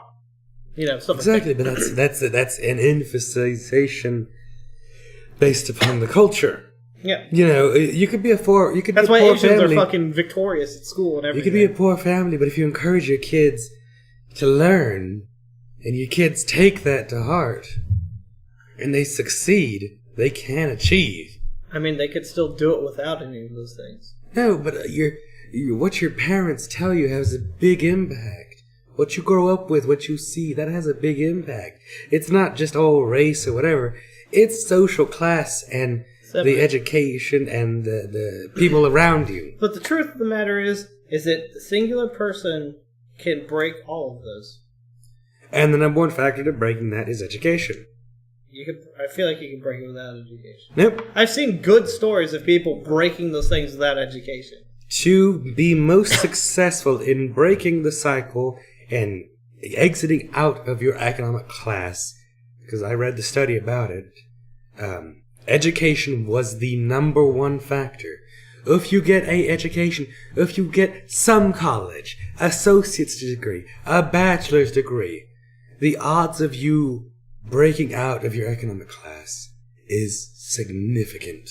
Mm-hmm. From poor to middle class, 60% better odds. From middle class to upper class, 50-something%. Getting an education is the number one factor in getting up in the world. My mom goes all the time. Yeah, no. Don't give a shit about education. It's okay. It has a place if you need it. If you don't, just like religion. The thing is, you don't even need to get a fucking master's of shit. Even an associate's degree will get you an additional pay of $5,000 to $8,000 a year. Over a high school diploma. Over high school diploma. Oh, yeah, what she said. Even just high school diploma. A high school diploma don't get you shit today. A high school diploma is worthless. A high school diploma is like basic need, I think. Yeah, basic. But nobody hires people with a fucking high school diploma if they don't have any experience. Well, the problem is nobody hires you even if you have a fucking bachelor's and you have no experience, even though you're applying for an entry-level odds job. Odds are better, though. Huh? Your odds are better, though. I guess. I mean, if I have a person with a bachelor's degree versus a person with a high school diploma, I'll take the person with the bachelor's degree. I guess. I don't see people that way. That's why I are a good fucking manager and be like, I don't give a fuck what you have. Come in. Let's, that's what I would do. If I was ever hiring somebody, I'd have a computer and be like, alright, here's a couple, super easy problems, like, do this for me. Like, if it was an IT position, be like, end this task. Just super basic for, like, a technician. Like, end this Windows task for me. If somebody can do that, they can show me things. I'll make a problem in the computer. And then I'll take an image of that problem in the computer, so that way I can just replicate that problem every time. You'll make a what? I'll cause some kind of slightly complex problem with the computer, and tell them, you've got 10 minutes, fix this. Fucking, and then you see somebody immediately pull up Google. Hired. This guy gets it. By the way, you're allowed to use whatever means necessary. Go for it. I mean, because that's one of those things as we're getting off on a kind of rant here about jobs that bothers me, is they're like, oh, you can't use Google and stuff. What the fuck do you think I'm going to do when I'm on the job and I don't know what's going on? I don't know everything. That's fucking nigh impossible. I mean, really, the majority of an IT professional job is being able to out-Google everybody else. Yeah, it's like my old boss used to tell me, the reason why we're good at what we do is we're better at Google than you, kind of thing. And it's true. Yeah? Because, I mean, we can fix a lot of things. If I came across something I didn't understand, odds are, without Google, I could probably fix it. Yeah, but if it's something that's what I was entirely doing new, the whole time. Like, I was Googling things for my issues, and I wasn't finding the correct information that I needed. So I just kind of smashed my head against the wall and continued to just click things and figure things out, and then get it. Because we know what to click and do. Yeah, for the most part. I'm like, well, Windows is super basic. Windows is semi-self-explanatory. And then I finally found a part where it's like, you have to share it, and then you have to use NTFS permissions. Share is for sharing over the network, and NTFS is for local only. And so I was like, but you have to have both. Mm-hmm. And I'm like... Smash his computer, fix the problem. Basically. Wrong. I fixed the You're problem, fired. causing a different problem. Well, that's kind of how our techs work. Yeah, anyway. Yeah. Back to white supremacy in the school. In a statement on Tuesday, Miss Voltage 25 admitted to using a pseudonym on social media and on the podcast, but insisted she was not a white nationalist. She said she had not allowed her political beliefs to seep into the way she teaches social studies. In a February 26th episode of the podcast obtained by HuffPost, Dalichov talked about being a middle school teacher in her second year, the same as Volotich. According to Citrus County Schools, in the recording she says she strives to teach her views to her students and take back influence in the classroom from the left. Thank you for the hair quotes, I was going to do that. She also says she staved off any suspicion by encouraging students to play along when she acted differently under the observation of superiors. I danced like a little puppet, and I waited until they were gone, she says in the recording, posted to HuffPost's website. Man, it's like our talk show, where we talk mad shit about everything. But, I don't know. We don't talk about bringing any of that stuff into the workplace. We just talk about how bad the workplace is. We don't talk about white supremacy. Yeah. and if anybody tried to, fire me for this show, I'd be like, you can suck my dick. That's outside of work. Be like, freedom of speech, bitch. Doesn't pertain to work. Which that is too, but she's admitting to, doing things. Then again, realistically, any teacher and professor always pushes their views on you for the most part. It's like... Yeah, pushing white supremacy is a whole different thing. Well, it doesn't matter, because your view could be anything and you're still pushing it on people. Yeah. Like Troopers professors, they're like, hey, I only accept this stuff. The professors are far different than K through 12 educators. Yes, because with the K through 12 education, you have to stick to certain scripts and shit. You don't really get to expand upon it. But with the college, you can be like, and this is how I do things. Fuck off if you do it anyway else. This is how we do things. But the problem, the differences in both of those is that you actually pay for your college education to sit through somebody's bullshit, which sucks. But no, there's teachers that push views even in high school and below and stuff like that. Mm. But there was teachers that pushed, for me in my schooling, some of my teachers, they pushed your freedom to do it how you want to do it, which is good. But the state bashes on that. One of says maybe people are stupid. Yes. But like some of my teachers, they'd come out and bitch and complain. And they're like, "All right, so this is the way it should be taught, and this is the way I want to teach you guys. You can do it this way." It's like, but the Texas state wants it done this way, so we have to do it this way. Yeah. And that sucks because I learned stuff a lot better than what they were forcing to teach us, forcing us to take the test. Basically, that's all we were learning to do. Well, that's how an American education works. Yep. Teach to the test. Shut up, Patty. Just looked over and barked. Anyways, so I have a little hometown video to play. Not our hometown. Austintown student found with box cutter in school tells his story. Oh no, even a fucking box cutter. It's a scary thing, man. A painful lesson for a student charged with carrying a concealed weapon at Austintown Fitch High School after a box cutter fell out of his book bag. Michelle Nix spoke with the 11th grader as he went before a judge. Michelle. Derek and Leslie, it's a story we wanted to do, giving the teen charged in the case, 18-year-old Tyler Sims, a chance to tell his story. Sims is a junior at Austintown Fitch High School, now facing a criminal charge after a box cutter fell out of his book bag as school let out on February 23rd. So, let's just start off. The guy had that goddamn box cutter, and he's being charged with criminal charges because it accidentally fell out in fucking school. Was he getting charged with? Possession of a deadly weapon? I think something like that. I guess that's the only thing they could really get him for. But that's just ridiculous. It's a goddamn box cutter. Oh, so whenever I was getting taken off to juvie and stuff, and they were looking through my backpack, they found scissors, and this could have been used in stabbing. And I was like, and this is what I said to them. I was like, it's a pair of fucking scissors. What do you expect? It's a school necessity. I was like, and they're even the rounded ones. They're not even the pointy ones that I would use to stab somebody. The safety scissors. Exactly. I'm like, Jesus.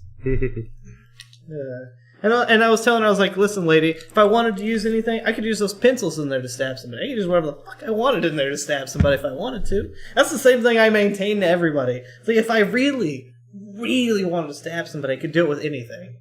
And you can't. You can hurt anybody with anything. Fucking go John Wick and just pencil desk. Done. Kill somebody. End their life. Or just pencil and decide. Oof. Been stabbed by pencils on accident before. Didn't feel good.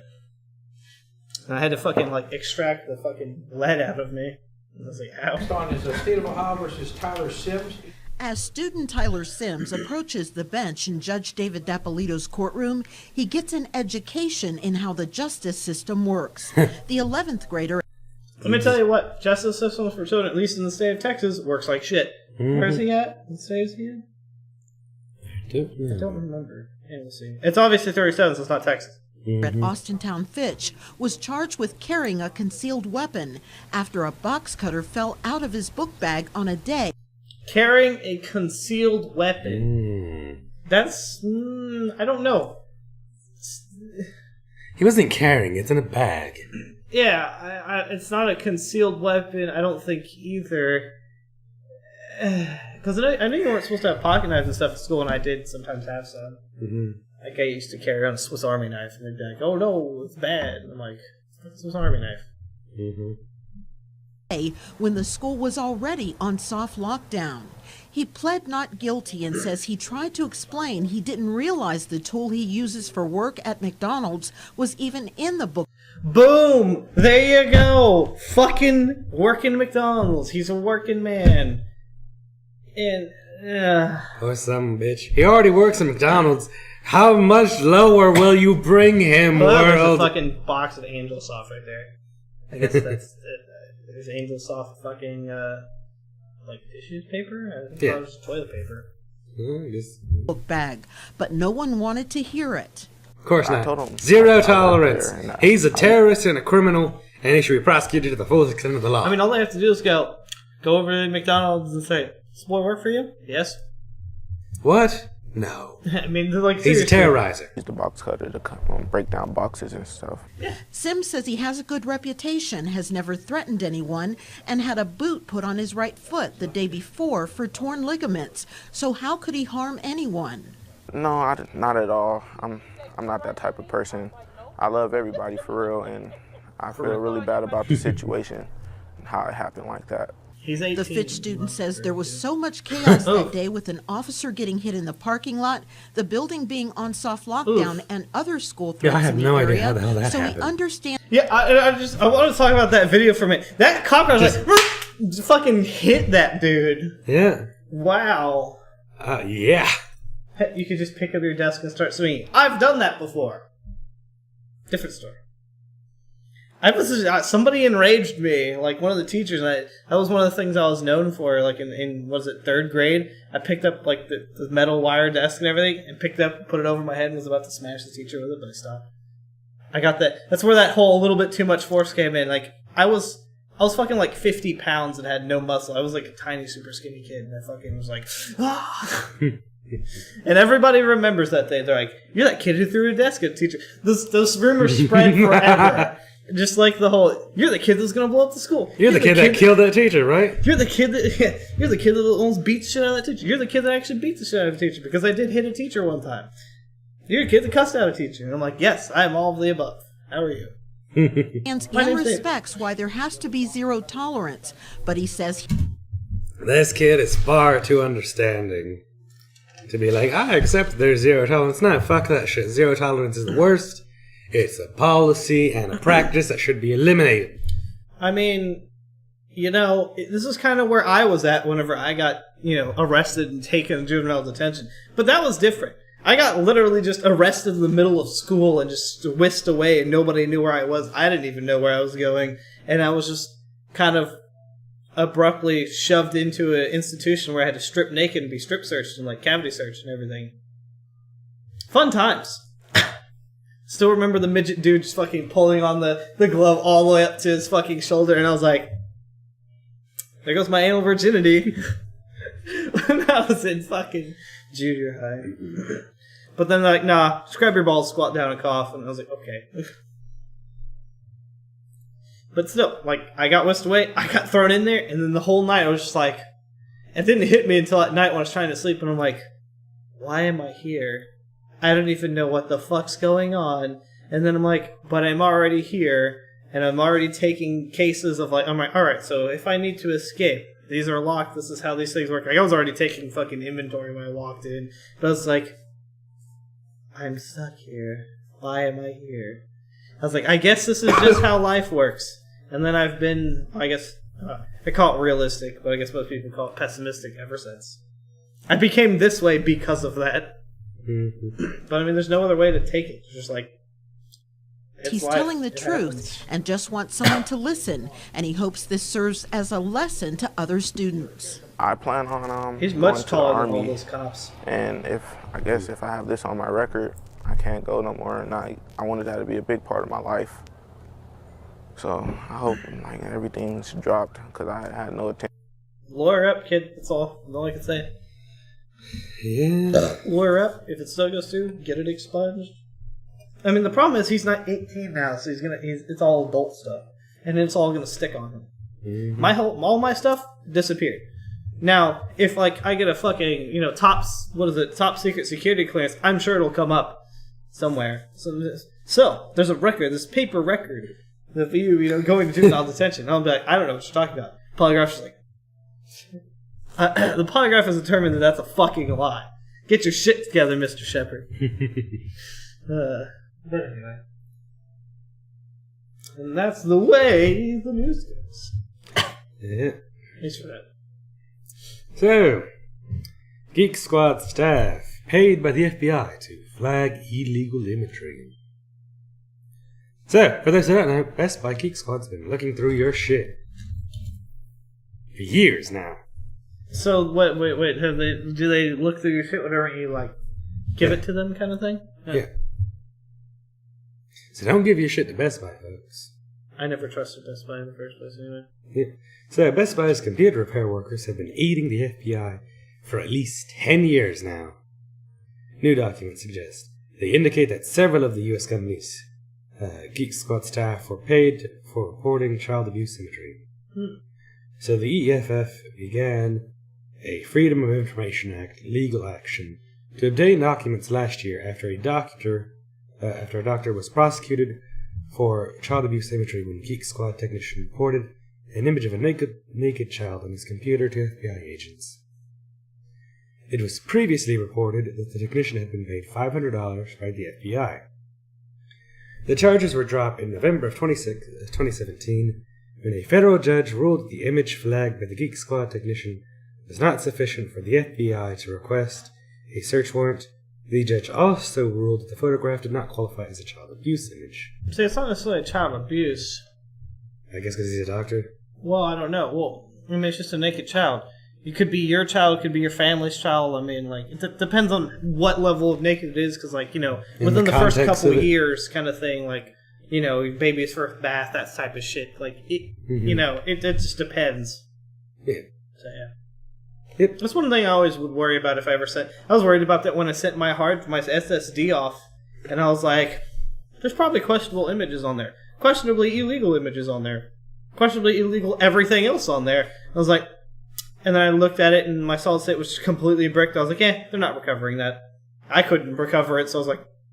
I mean, if they did, like, a DOD-level hard drive scrub, they probably could have recovered stuff. Like, resoldering a new PCB board on there and looking through it. But I knew that sending it back to the manufacturer, they were going to look at it, they're going to plug it in, it's not going to register anything at all, and just fucking chuck it. They're going to just throw it through a chipper or something, and it's just gone.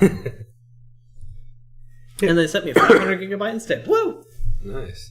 Yeah. So, the new documents indicate the U.S. consumer electronics giant hosted a meeting of the FBI Cyber Working Group in a computer repair facility as early as 2008. So, Best Buy said in a statement that it's prohibited employees from doing anything other than what is necessary to solve the customer's problems, and in the wake of these allegations, that we have redoubled our efforts to train employees on what to do and what not to do in these circumstances. AKA, hey, you see something? Report it. Yeah, pretty much. Or, hey, you see something? Tell people about it. Yeah. Our employees do not search for this material, they inadvertently discover it when attempting to confirm we have recovered lost customer data. I don't believe a word of Best See, that's Buy's one of those mouth. other things. Is like, I wonder how much porn these people see of, like, these people that come in. Probably tons of it. Oh, man, all the dick pics on dudes' computers. But, like, all of the great nudes from women. Yeah, one of my memories would be like, you know, imagine you're like some politician or something and you just, you know, bring your computer to Best Buy to get it fixed. First of all, you're not going to do that. You're not going to do that, but I'm just saying, if it happened. I mean, I don't... Maybe your personal computer, but I know, like, your work computer stuff, you're not allowed to. No, it's your personal computer, which is even more important. Are you allowed, as a fucking politician or something, to take your personal computer somewhere? Yeah, I don't see why not. It is your personal computer. I don't know, there might be a government, like, thing against it. I doubt because you it. might, even though it's personal, you might still be doing, you know, work on I it. highly doubt it. I don't. I doubt it. But I'm just saying, you know, imagine you bring your personal computer Well, there. it's like Hillary Clinton's phone, her personal phone. Yeah. Was an issue, remember? Yeah. Because her fucking aides were the only people breeding it. Yeah, So, yeah. she wasn't allowed to bring it into the secure areas of the White House. Yeah. Well, not only that, but also, like, she had her aides using it, reading off of it. And she was still getting, you know, secured, I guess, emails and shit on there where she wasn't supposed to be, that kind of thing. Yeah. But I'm just saying, you know, just imagine some politician, they got their personal laptop, whatever, they bring it to Best Buy. And it's like, oh, there's all this shit on this guy's laptop. You know what I should do? I'll sell it to TMZ or sell it to some of the local news media or whatever, and it'll fucking ruin his career. I mean, but as being an IT person and knowing how, like, most I mean, that's incredibly don't really unethical. give a shit. Well, no, I don't care about ethics. I also know that, like, most people just don't give a shit. Unless there's that one guy that's like, yeah, the FBI pays me money to fuck over people. Yeah. Because there is probably those people. Yeah. And then there's, on the flip side of that, there's probably people that take, like, the porn and stuff and just kind of save it to the flash. That would honestly be me. If it was a really beautiful woman's computer and she had really great porn of herself, I'd be like... And then when she comes in, here you go, ma'am. He's like, and I'm just like, yeah, might want to be careful with those pictures. And that's all I would say. Like, so I found all of your data, and yes, here you go. Just have a good day. Just like, oh, did you see the pictures? It's like, yes. Would you like to join me? I'll see you later. I'll help you take better pictures. I have a tripod. Just like, adjust my glasses when I say that. I have a tripod. And then the light catches and you get that little glare. Perfect. Anyway. Ching. I feel like it would be helpful to consider carry license. Oh yeah, did you see all the Necopar gifts? I saw them on my phone because I was asleep forever. I was asleep until like 7. So I was asleep for the most part. Until I popped on Discord earlier. And I haven't seen them. Like, I saw them. I haven't clicked on them because I don't want to. I know I'm going to be like... I'm going to need a minute or two to myself. Anyway. But Uber's self-driving trucks have been hired to deliver freight in Arizona. And I'm assuming this is what you were talking about, Uber Freight.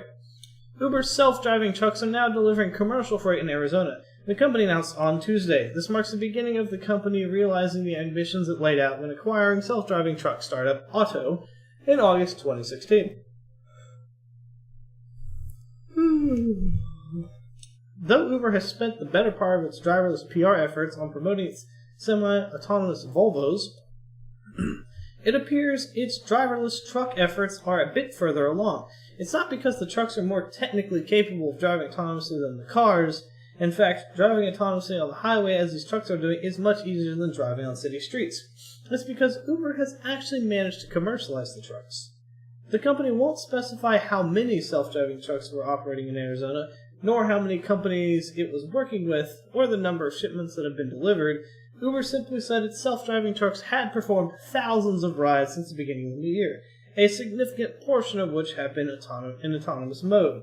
So does it mean, was it fully autonomous or just autonomous on the highway? Autonomous on the highways. Okay, good. We talked about this. It is one of the first few examples of a company that company actually commercializing autonomous vehicles as a service. Autonomous as AVAS, autonomous vehicles as a service. Uber isn't alone in this space, however. In fact, trucking startup Embark beat the company to the punch and started shipping Frigidaire refrigerators between Texas and California last year.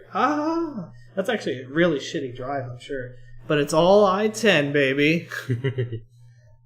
Which is still awful. Yeah. I wonder how many of these trucks I've seen on the road, because I drive like I-10 and stuff all the time. Well, it's also in Arizona. So. No, I'm talking about these, the ones that go through Texas. Texas to California. Probably not too many. There's a billion trucks. Huh? A billion? Huh? No, I'm just saying there's, hundreds of thousands and even millions of trucks out on the road every day. Yeah, but I mean, I'm sure I could tell which one's a fucking autonomous truck. I wonder how they stop highway robbery with driverless trucks. There's still a driver in the autonomous vehicles. Part of how it's set up is so that way it's autonomous through most of the highway driving. So that way the person doesn't actually have to do much. It's not fully autonomous because they have a lot of difficulties doing autonomous driving in cities with 18-wheelers. So that's what they have the truck driver around for. For if it needs to go take off on an exit or into cities and such. Yeah, how it automatically populates. Yeah, see, so they're not driverless. And if they get driverless, I'm not sure how that's going to work. If they get driverless, I imagine everybody's going to be driving driverless cars. Yes. At that point. Meanwhile, I'm going to be, fuck you guys. I'm going to be Will Smith or my robot and driving manually. Yeah. Everybody's going to be like... Your insurance rates are probably going to be I don't give 5 a times single the cost. Fuck. My insurance can suck my dick and I just won't have insurance. Just like the next guy. Actually, by that time, my car will be a classic. Or it'll be fucking like so old that I just have to pay liability, so it won't be that high. No, it will. It'll be higher. Nah. No, it will. You don't have to pay. Liability is cheap. No. Yes. No. You don't understand. If we all go autonomous, then that means normal driving cars. The insurance will be a lot higher. Not necessarily. No, it will be. Because insurance companies set the rates, and they're going to be like, okay, all these autonomous cars can drive for millions. You're basing it on speculation. You're not 100% sure. They also have to. The autonomous cars, first of all, have to be proven, and then on top which of that, they have so far. They have to be proven 100%, and then on top of that, they don't have to be proven 100%. They just have to be proven to be better than a normal human driving. No, they have to be proven they don't. more than 100%. They don't. And then on top of that, they for do me to not even have to worry about being charged more, there has to be a large portion of them on the road. Proven 100%. If there's not enough of them on the road, it doesn't matter because the majority of the population it doesn't will still matter. be driving their They're cars. going to be encouraging they won't people. Be self-driving. They're going to be encouraging people to get it. Once they come they're out, not they gonna will. Be able to. They will. Think about this. That's how this is going to work. No, you don't. You don't think get it. Think about the Cash for Clunkers program, and think about how many hundreds of thousands of fucking like 1990s and 80s cars that were still running around. Yeah, and you know what? People are not going to change cars. They will. No, you don't know people. How many times do we talk about old people not changing a fucking service provider? They're going to keep their same shitty they will, cars. And they're going to pay a lot more than an insurance. No. Not everybody will, because obviously old people should pay more in insurance anyway. Yes, they should. So I'm just saying, not everybody will, because of course you have to buy a new vehicle. Yeah, exactly. But I'm just saying, insurance companies are going to be encouraging people to get new cars. They're going to be super expensive. All the ones are super expensive so far. It's like $8,000 additional. That's $8,000 that people don't have to spend. Maybe. But also, if you're saving over time, because over your lifetime of your car... The only way it'll work is if the technology becomes cheaper and actually gets rolled into the actual normal car price. Which it probably will. Extending it too much. Maybe. It's going to be a while before it will happen. Within 20 years. Okay, 20 years is possible. I said it's eventually. And by that time, my car's going to be a classic, and I don't have to pay shit on it. No, fuck you. I'm telling you, man. I'm telling you. No. When autonomous cars become the norm, rules for classics are way different. They won't. When autonomous cars become the norm, insurance companies will encourage people to drive autonomous cars by lowering the rates on autonomous cars, the insurance rates, because it's going to be cheaper to insure them, because they know that a robot will be doing the driving and not a human, because humans are extremely fallible and don't pay attention, unlike a robot. So if you drive a normal manual car, or even if it's going to be automatic, but a non-automated car, they will charge you a lot more. I don't think they're going to charge you a lot. I don't think they can get away with charging you a lot. They so will. Yeah. It's like right now. You only get charged more money for having a higher priced car. Also statistics. Because they take in the statistics of accidents of your vehicle in determining your rate as well. I mean, they don't even do statistics. They just classify, hey, this classifies as a sports car, so people who drive sports cars are going to drive stupidly in accidents. No, Josh pays less in insurance for his car than I do. And his what? His Corvette? Yeah. It's supposed to be more. Also, how old is he, though? He's 25. He's over 25. Yeah. Which he also gets a massive deduction for being over 25. I suppose so, but it's also a sports car. I know. And mine's super expensive. Yeah, but no, he says that it's because the statistics on the Corvettes, as far as accidents, are super low because nobody drives the Corvettes outside of weekends. Yeah, because nobody drives their fucking sports cars unless it's Corvettes because Sunday drivers and shit. Yeah, so he says the accident rate's super low, so the insurance rate's lower. That's what he says. Huh. Maybe that's for this area too, because there's not that many people who have Corvettes around here. Yeah. Because it has to do with the area where you are and all these other things. Yeah, but I'm just saying, insurance companies will do that. Sports cars and being under 25 being a male means you're going to get fucked in the ass. Like if I drove his car, how much does he pay in insurance? 120 something, 130. That's probably going to be like 200 if I hop in this car. Yeah. But I'm just saying, then insurance companies will encourage it because again, robots, the automated vehicles don't have to drive as good as humans. They don't have to be 100% perfect. They just have to drive better than people. Which that's not a high bar to set. I guess. As long as they drive better than people, then they'll be the preferred method. Oh, you're finally changing your name, High K? Well, did you figure out what you were changing it to? Have fun with that. But anyway, fuck you. I'm still gonna drive, and I'll pay the extra money. I don't. Fuck care. you. I'm also gonna have a nice car, and then I'll be able to. Then I'll be like, oh, Dallas to Bay City trip, fucking whatever, fine. Yeah, and then you're gonna see me like I'm just gonna zip in between cars with my fucking Dodge Viper. Please, it'll be great. I'll just be taking a nap. I'm gonna be enjoying my spirited driving. I'll be gaming on my laptop. Wait. So here's actually a good question. if the cars are going to be automated, what's going to happen to police? Because nobody's going to speed. Yeah. What are the police cars going to be automated too? Like, I don't understand. No, the police cars, I don't think will ever be automated, but there'll be a lesser need for them on highways and shit. Oh my god, the police might actually get put out of business because police. Let's be real, here, policing's a fucking business in Texas. Yeah. Let's hide our cars. Ghost Pig is hiding it as a taxi, and he's fucking hiding it as a taxi. Oh my god, that is terrible. Yeah, because I know I would never speed if I had fucking an automated driver. What if the automated drivers are all part of a cloud network and they detect when the whole group is going, like somebody's going faster and they can get a whole group to go faster? You can go slightly faster. No, that's also a good thing. Is that if you have automated drivers, you can go faster, and if they all are networked to talk to each other while they're driving, it makes them smarter. So that means highway speeds can go from 65 or 70 to 90 because they're all automated. Well, see, I already think that the highway speed should go up anyway because the technologies and advancements in cars braking and performance. Well, actually, they found that increasing them in Texas, at least to like 85, actually increases accident rates because people don't know how to drive. Part of it is like the culture of driving. Because, like, in Germany, they have the Autobahn, where you can drive as fast as you want on one side of the lane. Yeah, there's a speed limit for the other side, but still. But otherwise, go nuts.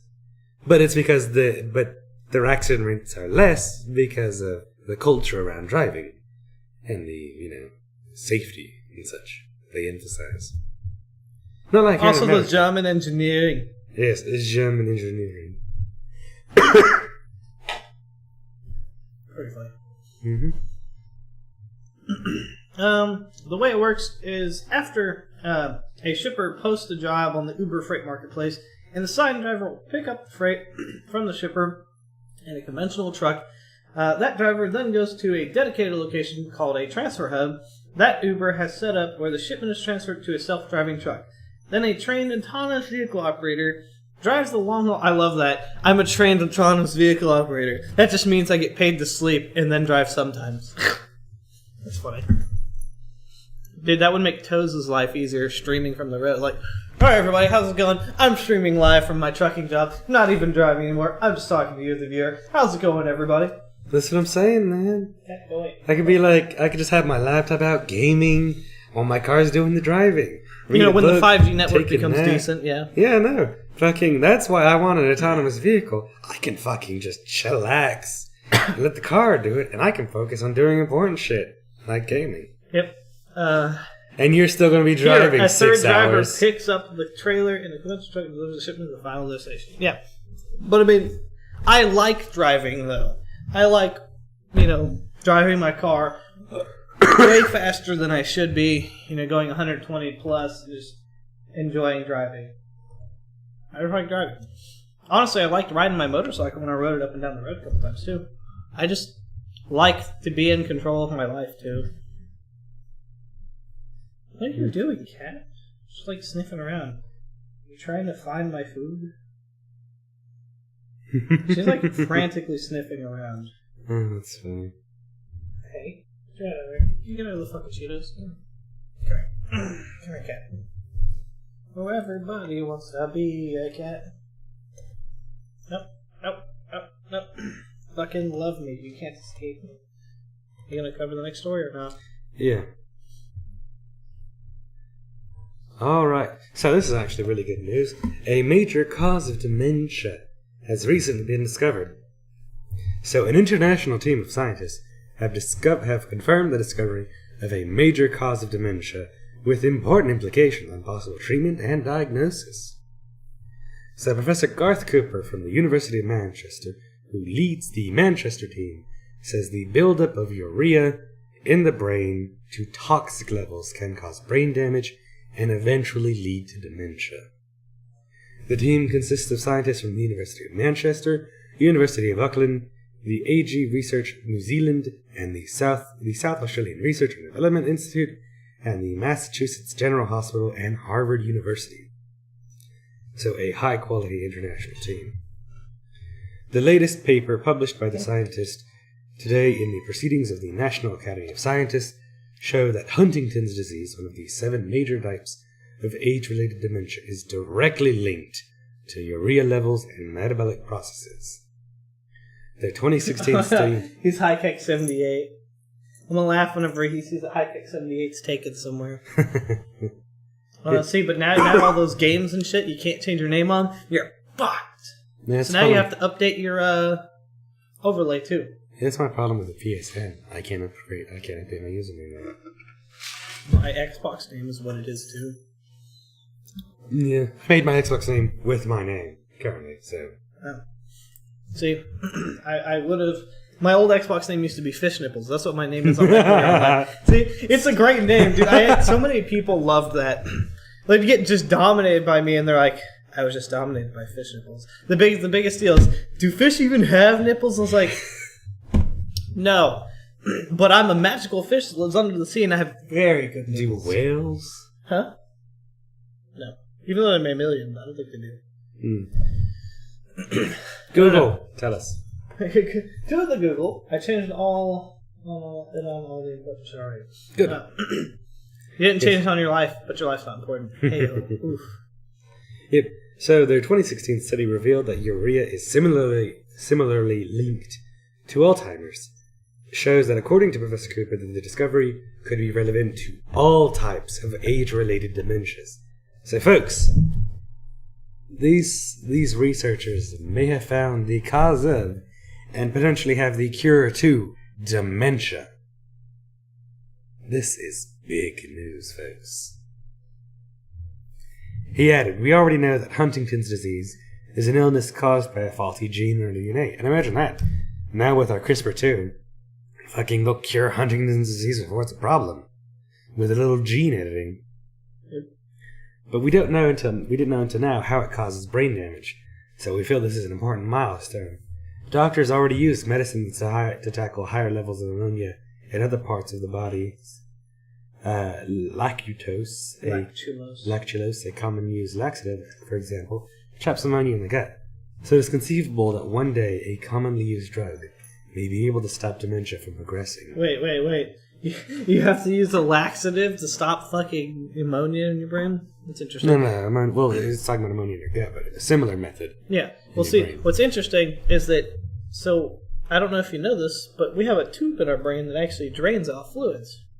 That goes into our stomach, actually. My friend's dad was born without one. He actually had to get an operation to get a tube put in. That's how I didn't know about that until he explained that. Because I was like, so why, what's the story with your dad and the scar all over his head? Because he's usually pretty bald or whatever. And he told me, and I was like, I didn't fucking know that. I was like, that's interesting. I'm also glad your dad's okay and stuff like that. But yeah, it's a thing. I wonder, since he has that tube, that's manufactured put into him, if that'll help drain the urea anyway. Probably. Well, I don't know, because clearly, I'm sure, as you said, most people have it. It's not. It's a thing. It's a standard thing. Yes. It's a part of the standard package of being human. Yeah, it's a part of the thing that keeps you. But I'm just saying, clearly, it doesn't help. Yeah, well, that's what I'm saying. Is that our meat tube, basically. If you get stainless steel operation put in, kind of like the whole the babies that have to actually have ear tubes put in. Same thing. If they have maybe better abilities than people that have natural tubes formed by their body. I doubt it. Because the entire purpose of those things is to replicate the natural. Yes, but those meat tubes can fuck up. I think very easily. They can close up for. But it doesn't say that's the problem. No, I know, but I'm just saying it's a thing, and so because there's people that have they get massive swelling of the brain and stuff like that. Yeah, and they have to cut open the brain and drain it. Yeah. Well, no, not that. Well, it drains naturally, but it's super slow. It's like whenever you get stressed out and stuff, your brain will expand and it'll cause you to fucking basically essentially bleed from your eyes and stuff like that. But you're totally fine. It's weird. There was a CSI episode about that. Dude who had that and fucking was going nutso in a plane and whatever because the pressure change causes his brain to expand. Fucking freak out. And I don't have an overlay. Oh, well, whatever. Yeah. But nobody cares about your overlay. Yeah, because we're talking about more important things. We're talking about fucking curing dementia. I mean, yes. So, I think I've lost all of my brain cells and stuff honestly due to wearing these headsets all the time. There's a fucking indentation in my skull. I haven't. This headset's actually come out quite nicely. Yeah. Also, wireless signals probably transferring through and around my brain is probably a good idea. You're fine. I'm fairly certain it's not good. I mean, you know how hard it is to get a signal through a person's skull? Quite difficult. Is it? Oh yeah. Fucking human skin, bones, and water. Fucking... Humans are. Skin is mostly water, yes. I know, I'm just saying. It's very difficult to get signals past. Anyways. On from good medical news to interesting technology news. New world record. It's a stage. Pretty much. Anyway, new world record DDoS attack hits 1.7 terabits per second days after the landmark GitHub outage. Just a week after code repository GitHub was knocked offline by the world's largest recorded distributed denial of service attack, otherwise known as a DDoS attack, the same technique had been used to direct an even bigger attack at an unnamed U.S. service provider. An unnamed U.S. service provider. AT&T question? I mean, I would have gotten down. Now, according to DDoS protection outfit Arbor Networks, the U.S. service provider survived an attack that reached an unprecedented 1.7 terabits. Alright, well, honestly, if a fucking network service provider can't handle a terabit, it should probably not be a network provider. I mean, a terabit's a lot of traffic. Yeah, but if you're a service provider, if you're an ISP, and you're, depending on how big of scope you are, like if you're AT&T, I'm sure your network runs on terabits of terabits of terabits. It should be like hundreds petabits, of terabytes. Or would it be petabits at that point? I don't think anybody has petabyte network. All the terabits add up. I suppose. That's what I'm trying to say. I mean, cumulatively, like global total. Sure.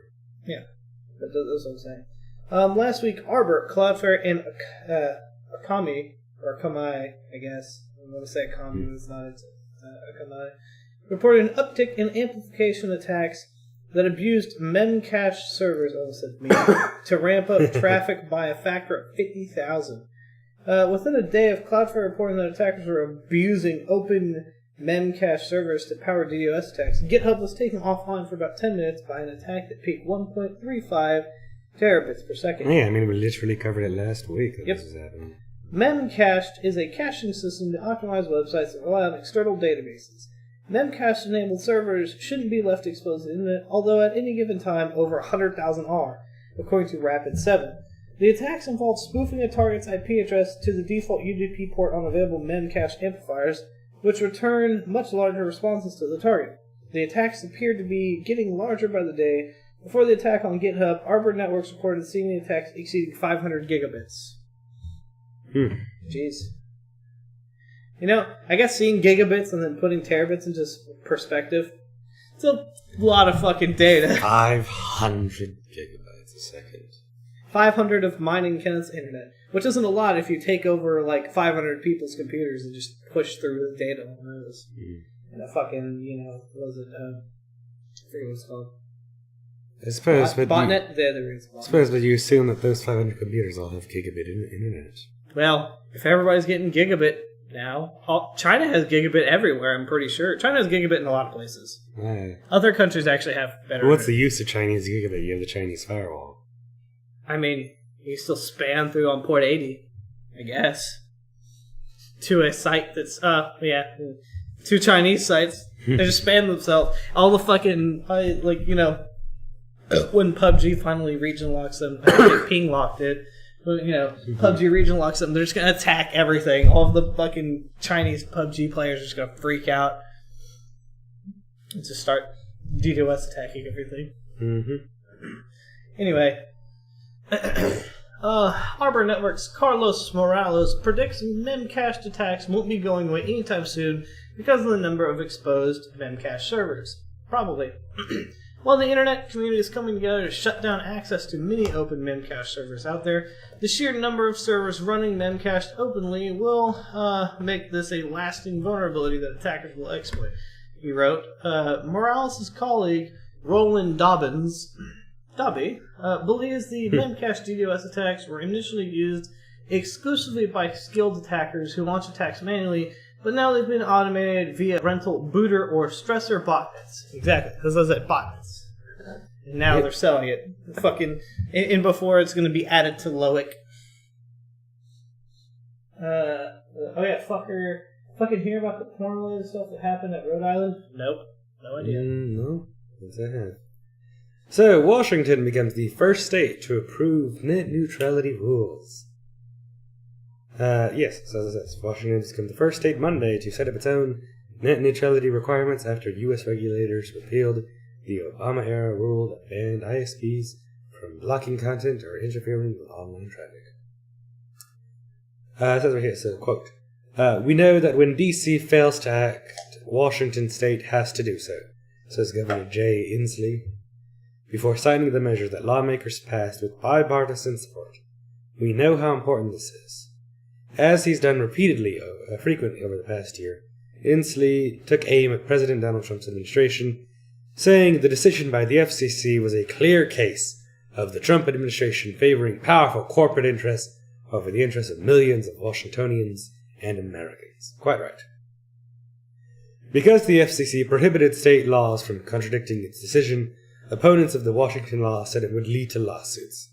Inslee said he was confident in its legality, saying the states have full right to protect its citizens. The new law also requires ISPs to disclose information about their management practices, performance in commercial terms, and violations would be enforceable under the state's Consumer Protection Act. Big telecom companies have said net neutrality rules could undermine investments in broadband and introduce uncertainty about what's acceptable business practices. Net neutrality advocates say the FCC's decision harms innovation and makes it harder for the government to crack down on ISPs who act against consumer interests. Except it does the exact... net neutrality does the opposite of that. Net neutrality actually stops all that from happening. Mm-hmm. Fucking, if you weren't going to cause a problem, then you won't under net neutrality, so support it. I think it's just because net neutrality wasn't open enough for them to try to tweak more money out of people to do a steal. Mm-hmm. I kept really wants us to check out that story. I don't know. It's up to you. Pull it up. I don't want it. No, you do it. No, you do it. No, you do it. Alright, we're not doing it cool. Freedom. Easy. I want you to cover this story though, because I want the next one. Okay, fine. So, DWI suspect hit by his own car while running away from the police. Roll the video. Oh, Christ.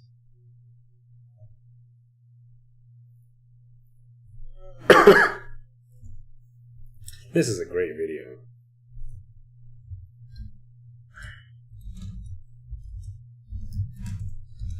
The live ticker here. And switching on to the video. It's all silent, so no audio. Yeah. But just look at this.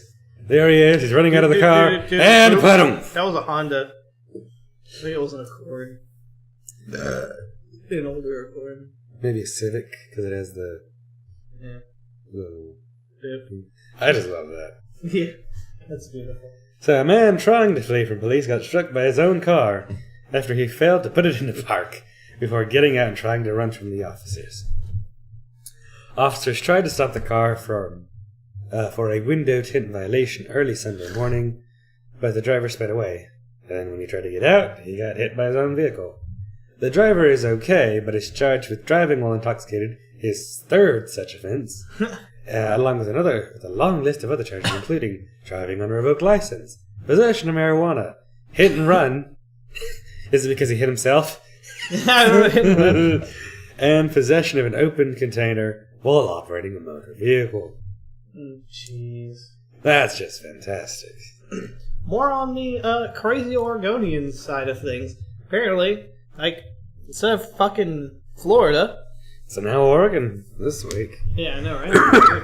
Except, I totally believe this. This is kind of funny and totally okay with me on some levels. Anyway. Bitches be crazy. Boyfriend's Tinder app triggers samurai sword attack in Kamas, the woman tells police. There's a... Alright. Share the link. Fine. Where anyway. is it? A Cavanaugh's, Washington woman repeatedly slashed her boyfriend with a samurai sword after she claimed to find a Tinder dating app on his phone, police said. Emily Javier, I don't really know. Javier? Javert. Is it Javert? I don't know. I'm just going to go Javier. I'm going to call her Emily J. Fuck it. Faces an attempted murder charge in the early Saturday attack that left Alex Lovell fighting for his life, court records show. I stabbed him, J, 30, told police told officers outside the couple's Northeast Garfield home around 1:50 a.m. According to a probable cause affidavit, you guys need to help him. What? Jay told police she hatched the assault on Lovell, her boyfriend of 2 years, after a string of startling discoveries. First, there was the dating app on Lovell's phone, she said. Then she saw sensual scratches on his back. Finally, Jay found red hair in the couple's shower drain. Oof. According to the police report, her hair, on the other hand, is dyed green. Her anger peaked Friday night when Lovell returned home and ignored her. Jay said delicious-looking Tide Pods. Around 9 p.m. What? What is it? Piranhas. Apparently piranhas taste very good, is what I'm seeing in the comments. Did they say piranhas looking like Tide Pods? Yeah. See? Tiny, orange and black. Yeah, interesting. Yeah, this is interesting. Around 9 p.m., she went into the couple's bedroom where she had taped the samurai sword and 2 knives to her side of the bed. What? The police report shows. Lovell later joined her and drifted off to sleep. Javier told police she hid his phone so he couldn't call for help. Goddamn. After the lights went out, Javier said she brought the samurai sword down on Lovell's throat, according to the affidavit. Jay told police that her boyfriend started screaming and yelled for her to stop. She didn't. I was trying to kill him, she told police. Jay eventually called 911. That's so weird. She was doing it and then called police. She was watching somebody's free running. Yes, on top of a skyscraper. God, the anxiety. Yeah, dude, people do that shit all the time. Welcome to, like, and they die free quite running. often. See, that jump would have scared the shit out of me. I mean, this entire thing just scares the shit out of me. I know, right? Especially, like, on the top of skyscrapers and shit. I'm okay with, like, doing it on like, if you're running buildings. it on, like, the ground, you know, like, a story, 2 stories up, sure, but fucking skyscraper up? Oh, God, no. Yeah, but you make awesome videos like this. These people get a lot of money. You can be like the Chinese dude we covered that fucking died doing his stunts. Yes. Or all the Russians that do this shit. Yeah, this shit wouldn't fly in God America. Like, damn. that jump, that shit's scary. Also, the fact that they could, like, keep running, like, after hitting the ground, like, that's pretty neat to, like, learn how to do. I mean, that. just imagine they hit a little slick area and they fucking slide off. Yep. Or, you know, that happens. They fucking, like, jump too far and they have too much momentum and they just don't make it. Mm-hmm. Shit's relatively scary. That's all about free running videos like this, because those videos are really cool. Yeah. Plus, also, how the fuck do these people have like this much stamina for this shit? Boop. Boop. Fucking like monkey, fucking running. Oh, now God. that's sketchy. Fucking walking across Oh God, pipes. he's looking down. No, that's sketchy. Just another video. Oh. So what's the topic today? Well, M. Stewart, we're talking about news, and like he says, all the news. Right now, we're on the Stupid and Crazy segment, which is close to the end of the, I guess, publication or the broadcast here. Kenneth's fucking I'm watching. also distracted by fucking He's free watching runners on shit skyscrapers. On Imgur. That dude just sliding down an escalator? Yeah, oh, he's in the on the middle of part. it. Okay. What? Was that a guard that was just there? He just like hey. waves at him? Pretty much. That's in Japan then, I'm guessing. Or China. Probably China. Maybe. Fucking white people. Fucking white people. Anyway. That's what it is. So yeah. So I covered that one. There we go. Alright, so I guess you're on to the Utah. Yep, this is funny. So, the Utah State Bar sends topless photo... Huh? Beautiful. My beef strong. Poor Kenneth.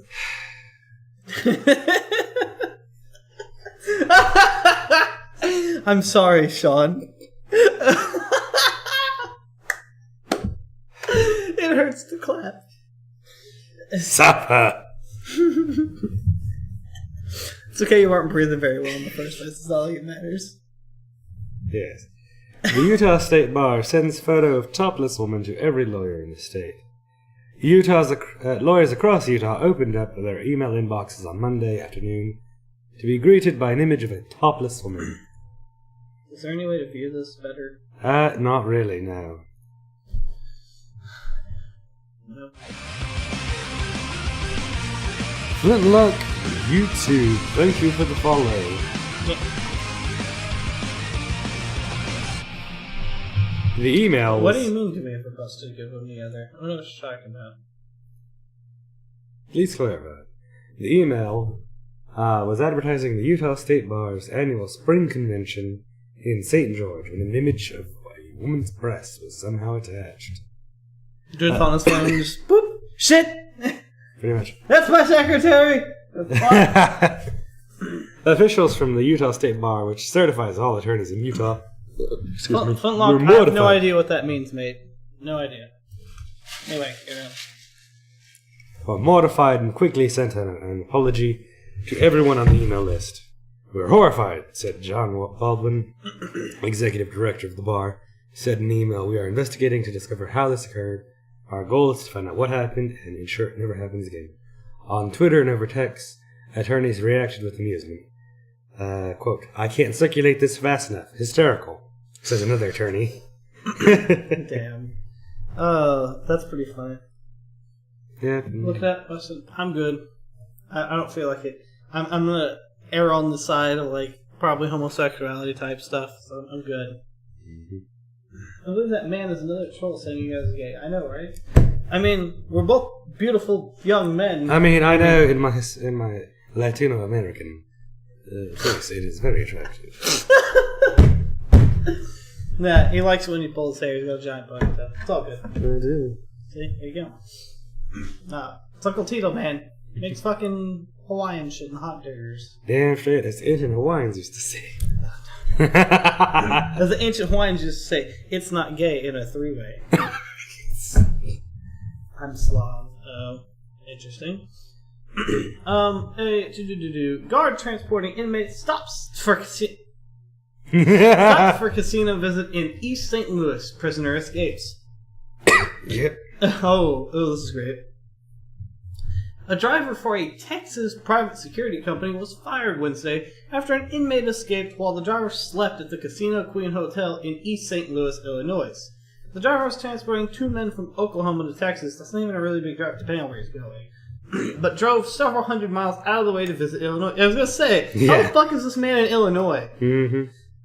The driver and the two inmates checked into the hotel, so he checked the inmates in. The driver woke up less than an hour later to find the inmate gone, obviously. It's still unclear why the driver, Lamont Henderson, traveled all the way to East St. Louis. He told police he was scheduled to meet a supervisor in the area on Monday, but authorities are still investigating. Bullshit. Claims, yeah, no, it was fake bullshit. He just wants to... What's the good? Smarter egg. Oh, no. I don't understand what that means. I don't understand what half this shit means. Mr. Slavic man, you're gonna have to chill the fuck out though, or you're gonna catch some good dick. Look at the tracksuit. Fucking Russians. You're saying he's got a tracksuit? That's not a tracksuit. This is really not a tracksuit. This is a nice Cuban-inspired... Actually, it's a Cuban design from Havana. Sure. Chill pill. Take yourself the chills pills. You're gonna get the good beat. Anyway. Security cameras at the hotel caught Jordan walking into the parking lot around 1:30 a.m. Monday. He took a cell phone and clothing from the transport van and then walked in the direction of the EADS bridge. Henderson also informed police that Jordan stole $5,200 in cash that he had in a satchel. Police are investigating why Henderson had a large amount of cash. I wonder. At a casino Yep. with $5,000 in cash. When questioned by police, the other inmate said he was asleep when Jordan left and didn't know his way. I love that. Jordan's like, fuck you, guy. I'm going alone. I got this plan. Cheeky Ricky, sea cuddling. Oh no. He's one of the fucking Escape from Tarkovers, I'm guessing. Nice. Fucking cheeky bricky. Fucking scav bastard. Anyway, but yeah, that seems to be all of the news we have, unless we really want to cover High Kick's Rhode Island porn story. Pull it up. High Kick, link your porn story again, because I've lost it, since I can't scroll in the fucking restream chat. And I don't have any chats open. No, I'm rushing. I can't click it, jackass. You have to send it again. Repost the link. There Thank you. Fuck. Oh, yeah. I remember that. That did come out today. Did this come out today? Didn't we cover this? No. No, we covered this beforehand, that it was an idea or something. It was an idea, but now there's a bill for it. Yeah. We covered something like this. in the New York Times. Fuck it, we'll run Fox News about it. Rhode Island bill would charge residents $20 to unblock porn and offensive content. Yeah, we saw this. I think it was talked about before it even went to the office. Hentai is an art. You're not wrong. Hentai is definitely art. I mean, now you're just agreeing with me, and I'm totally okay with that. So, what was it? Are we gonna roll this video? Yeah, sure. It is Fox News, but sure, I'll roll this video. There's a cat here. Was recently called for a ban on pornography. The Times isn't alone in wanting a crackdown on porn. I mean, I just want to post a ban on this fucking hairline. Oh my god. As Ellison Barber reports for us tonight. Dangerous and negative impacts. Ross Spano. Hold on. Why does this man look like a fucking ghoul from Fallout? Anybody else see that besides me? Yeah, no. Is a Republican member of the Florida House of Representatives. He's drafted a resolution to declare porn a public health risk. You need to begin discussing, investigating, researching, talking about. With his teeth missing, he looks like a fucking old. He's an idiot. He's not the first to propose something like it. Porn There's 6 is states not have passed a resolutions fucking that say porn is health a public concern. health concern. New York. Why is porn a public health concern? What's he learning from online porn? They're learning how to pleasure a woman, some of them, jeez. Because, I mean, shit, some of these motherfuckers out here, these dudes don't know how to fucking work with women, man. Learn, study it. And for others, how to pleasure a man. New York Times recently published a link Or piece how to on just porn, pleasure yourself. a government-funded program in Boston that tries to teach high schoolers about healthy relationships and how to be critical consumers of. See, porn's not healthy. Well, you know, if they'd add into that teaching, one thing that bothers me most is somebody that's, you know, whatever, active in, like, dating and stuff, if they would teach people how to communicate, that'd be great. Because half the time, I'm over here fucking jerking myself off because I can't even, like, talk to anybody. So, you know, anybody actually talking.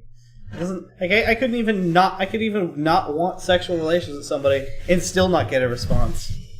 You can message somebody hi and they're like, you know, and I'm like, I was just saying hello. Okay? All the time. Porn by discussing how porn portrays things like gender, aggression, consent. But some I suppose this is also Fox News, so we should expect them to be biased. It's hardcore depictions of women being raped, beaten, abused. Fuck off. I mean, there is some of that. There is that, but that's not like, she's like, that's the porn. No, fuck right off with that shit. The majority of porn is none of that. Yeah, I mean, majority of porn is just dick and hole. Pretty much. No matter how it works. Dick and hole. Men's hole, women's hole, fucking hand hole. Dick and hole. Or, well, I don't know, hole on hole. In case of women scissoring thing. But is that actually a thing? Scissoring? I mean, I know it's a thing, but is that something actual lesbians do? What, scissoring? Yeah. Yeah. How else are they gonna have sex? That's the whole. Because this is. Now we're gonna get on a different topic entirely. Fucking like the whole sex thing with the women. Like we had sex. I'm like, but how? And then, like, you know, I know some girls have strap-ons, and I'm like, then you know, you basically have sex. You have real penetration and stuff like that. I guess you could penetrate people with your fingers and other things, but it's just like, how does that work? I don't understand lesbian. But I mean, you know, it is what it is. You like what you like. What's that? I don't try to understand these people. I just know that they exist. Used, demeaned, DOJ. Oh yeah, of course. Okay, for the problem with women and stuff liking to be demeaned, I'm sorry, but a lot of women like to be demeaned. And like choked and shit. That is a large percentage of things. Spanked, choked, whatever. It's astounding. Like the BDSM, the stuff, you know, the I mean, with how popular 50 Shades of Grey. Yeah. It's like in 50 Shades of Grey, it doesn't even depict a healthy, proper BDSM relationship. No, it's shitty. It's a shitty. I mean, it depicts a person who was emotionally and sexually abused by a person and how they failed to properly deal with that. Mm-hmm. That's what it shows. Yeah. No, fucking, that's a terrible movie. Could easily just enforce the laws that are on the books for obscenity. A 2017 Fuck study off, by the American bitch. Psychological Association surveyed And 230 fuck you, men, Fox mostly News. white and mostly heterosexual. They found that the younger a man was when he first viewed pornography, the more likely he was to want power over women. The days of Playboy are gone. Today, pornography is violent. Look at Fox News fucking fear-mongering about Some experts porn. say it's difficult to study the impacts of porn on children. Most research is survey-based, not experimental, because it would be unethical, illegal in most places to show porn to a minor. Meanwhile, I'm over here at fucking 10 years old, like, whacking at the porn, because, well, yeah, dude. I'm a child of the internet. I've been faking being an 18-year-old since, like, I was using AOL and dial-up, man. I mean... Yeah. But I'm okay. I don't really need power over women. I mean, I would like to be called master every now and again, but not realistically. I don't into BDSM and slave play thing. I just think it's funny. Mainly it's because of anime, I think, for me. But just, like... It doesn't Especially really not making them call you, like, senpai or something. I just think that's weird. Because whenever I see it depicted in anime, it's like a little girl. She's like, senpai. I'm like, whoa, that's high kick territory. That's not me. Look at you, high kick. Now back to you. Are you over 18? Yes. It's educational material. And it really is. Now, what was funny is some kid looked up, like, we brought up BDSM in the bronze meeting yesterday at Cord, and some kid, like, looked it up. He was 16, and he Googled what BDSM meant. Oh. And I'm like, and we're like, how old are you? He's like 16. And we're like, I mean, realistically. I mean, he's got to learn this thing someday. Yeah, and I'm over here like, I was beating it to porn when I was 10. Like, realistically. It's like, first experience in the internet, Googling shit that people tell him not to Google. Yep, and then people are like, blue waffle, smegma, and all this other things. I was God. like, no. Everyone's like, They're oh, terrible God. humans. I was like, shit. Hell yes, my dude. It's like, it's cat girls. Everyone likes cat girls. I love that. Every time I bring that up, everyone's like, because they were talking about BDSM and stuff, it's like, what about cat girls? I think because furries came up. Oh, it was, Are cat girls furries? See, that's a good question. I was like, I don't know. I feel like cat girls aren't furries, but most of the women that cosplay cat girls, I still don't know if they're furries, though, because furries usually imply being in a full-body fursuit. Do they? I believe so, yes. There are people that probably, like, use the cat girl butt plugs and, like, just paws and the feet thing, and I guess that might count. That's a good question. I hope not. Because that mean you would be interested in furries? No, that means I'm a furry. No. Yeah, but no, like, anytime I've ever seen, like, furries, it's usually full suits. But neckos and furs are very different. Exactly. He gets it. Cat girls are mostly girls. Deny it all you like, but facts is facts, man. No. But cat girls are just like regular human women's like cat girl features. So cat ears, the tail, and then that's really about it. Just really the cat ears and the tail mainly. And then like you can have the girls that have the little gloves and stuff that are the paws. But that's it. But a fursuit, a fur cat is actually like a suit proper, the fur all over it normally, and still a tail. But they portray a more, I think, animal side than human, and cat girls are more human than they're animal. I think that's the difference. You really trying to justify it? Because I have to explain it, because it's like I'm trying to explain it to myself, too. God, the camera is really out of focus. Yeah. See, Kyle! There we go. Much better. Yeah, it just autofocus. It just said autofocus out of it. Nice glasses. Well, thanks. Double post. Fucking cat girls.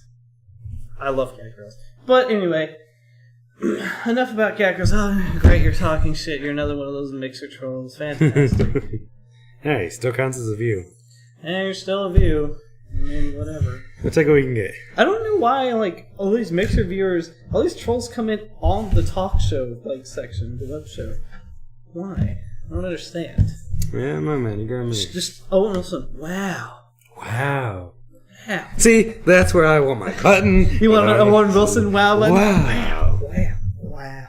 The more you know. It has to play a string of wows. It can't just be one. It's got to be like five. We just keep tapping it. It's a different one. It's a random wow sound every time. Yes. Makes sense. They won't leave for some reason. They keep coming back. Everybody was laughing.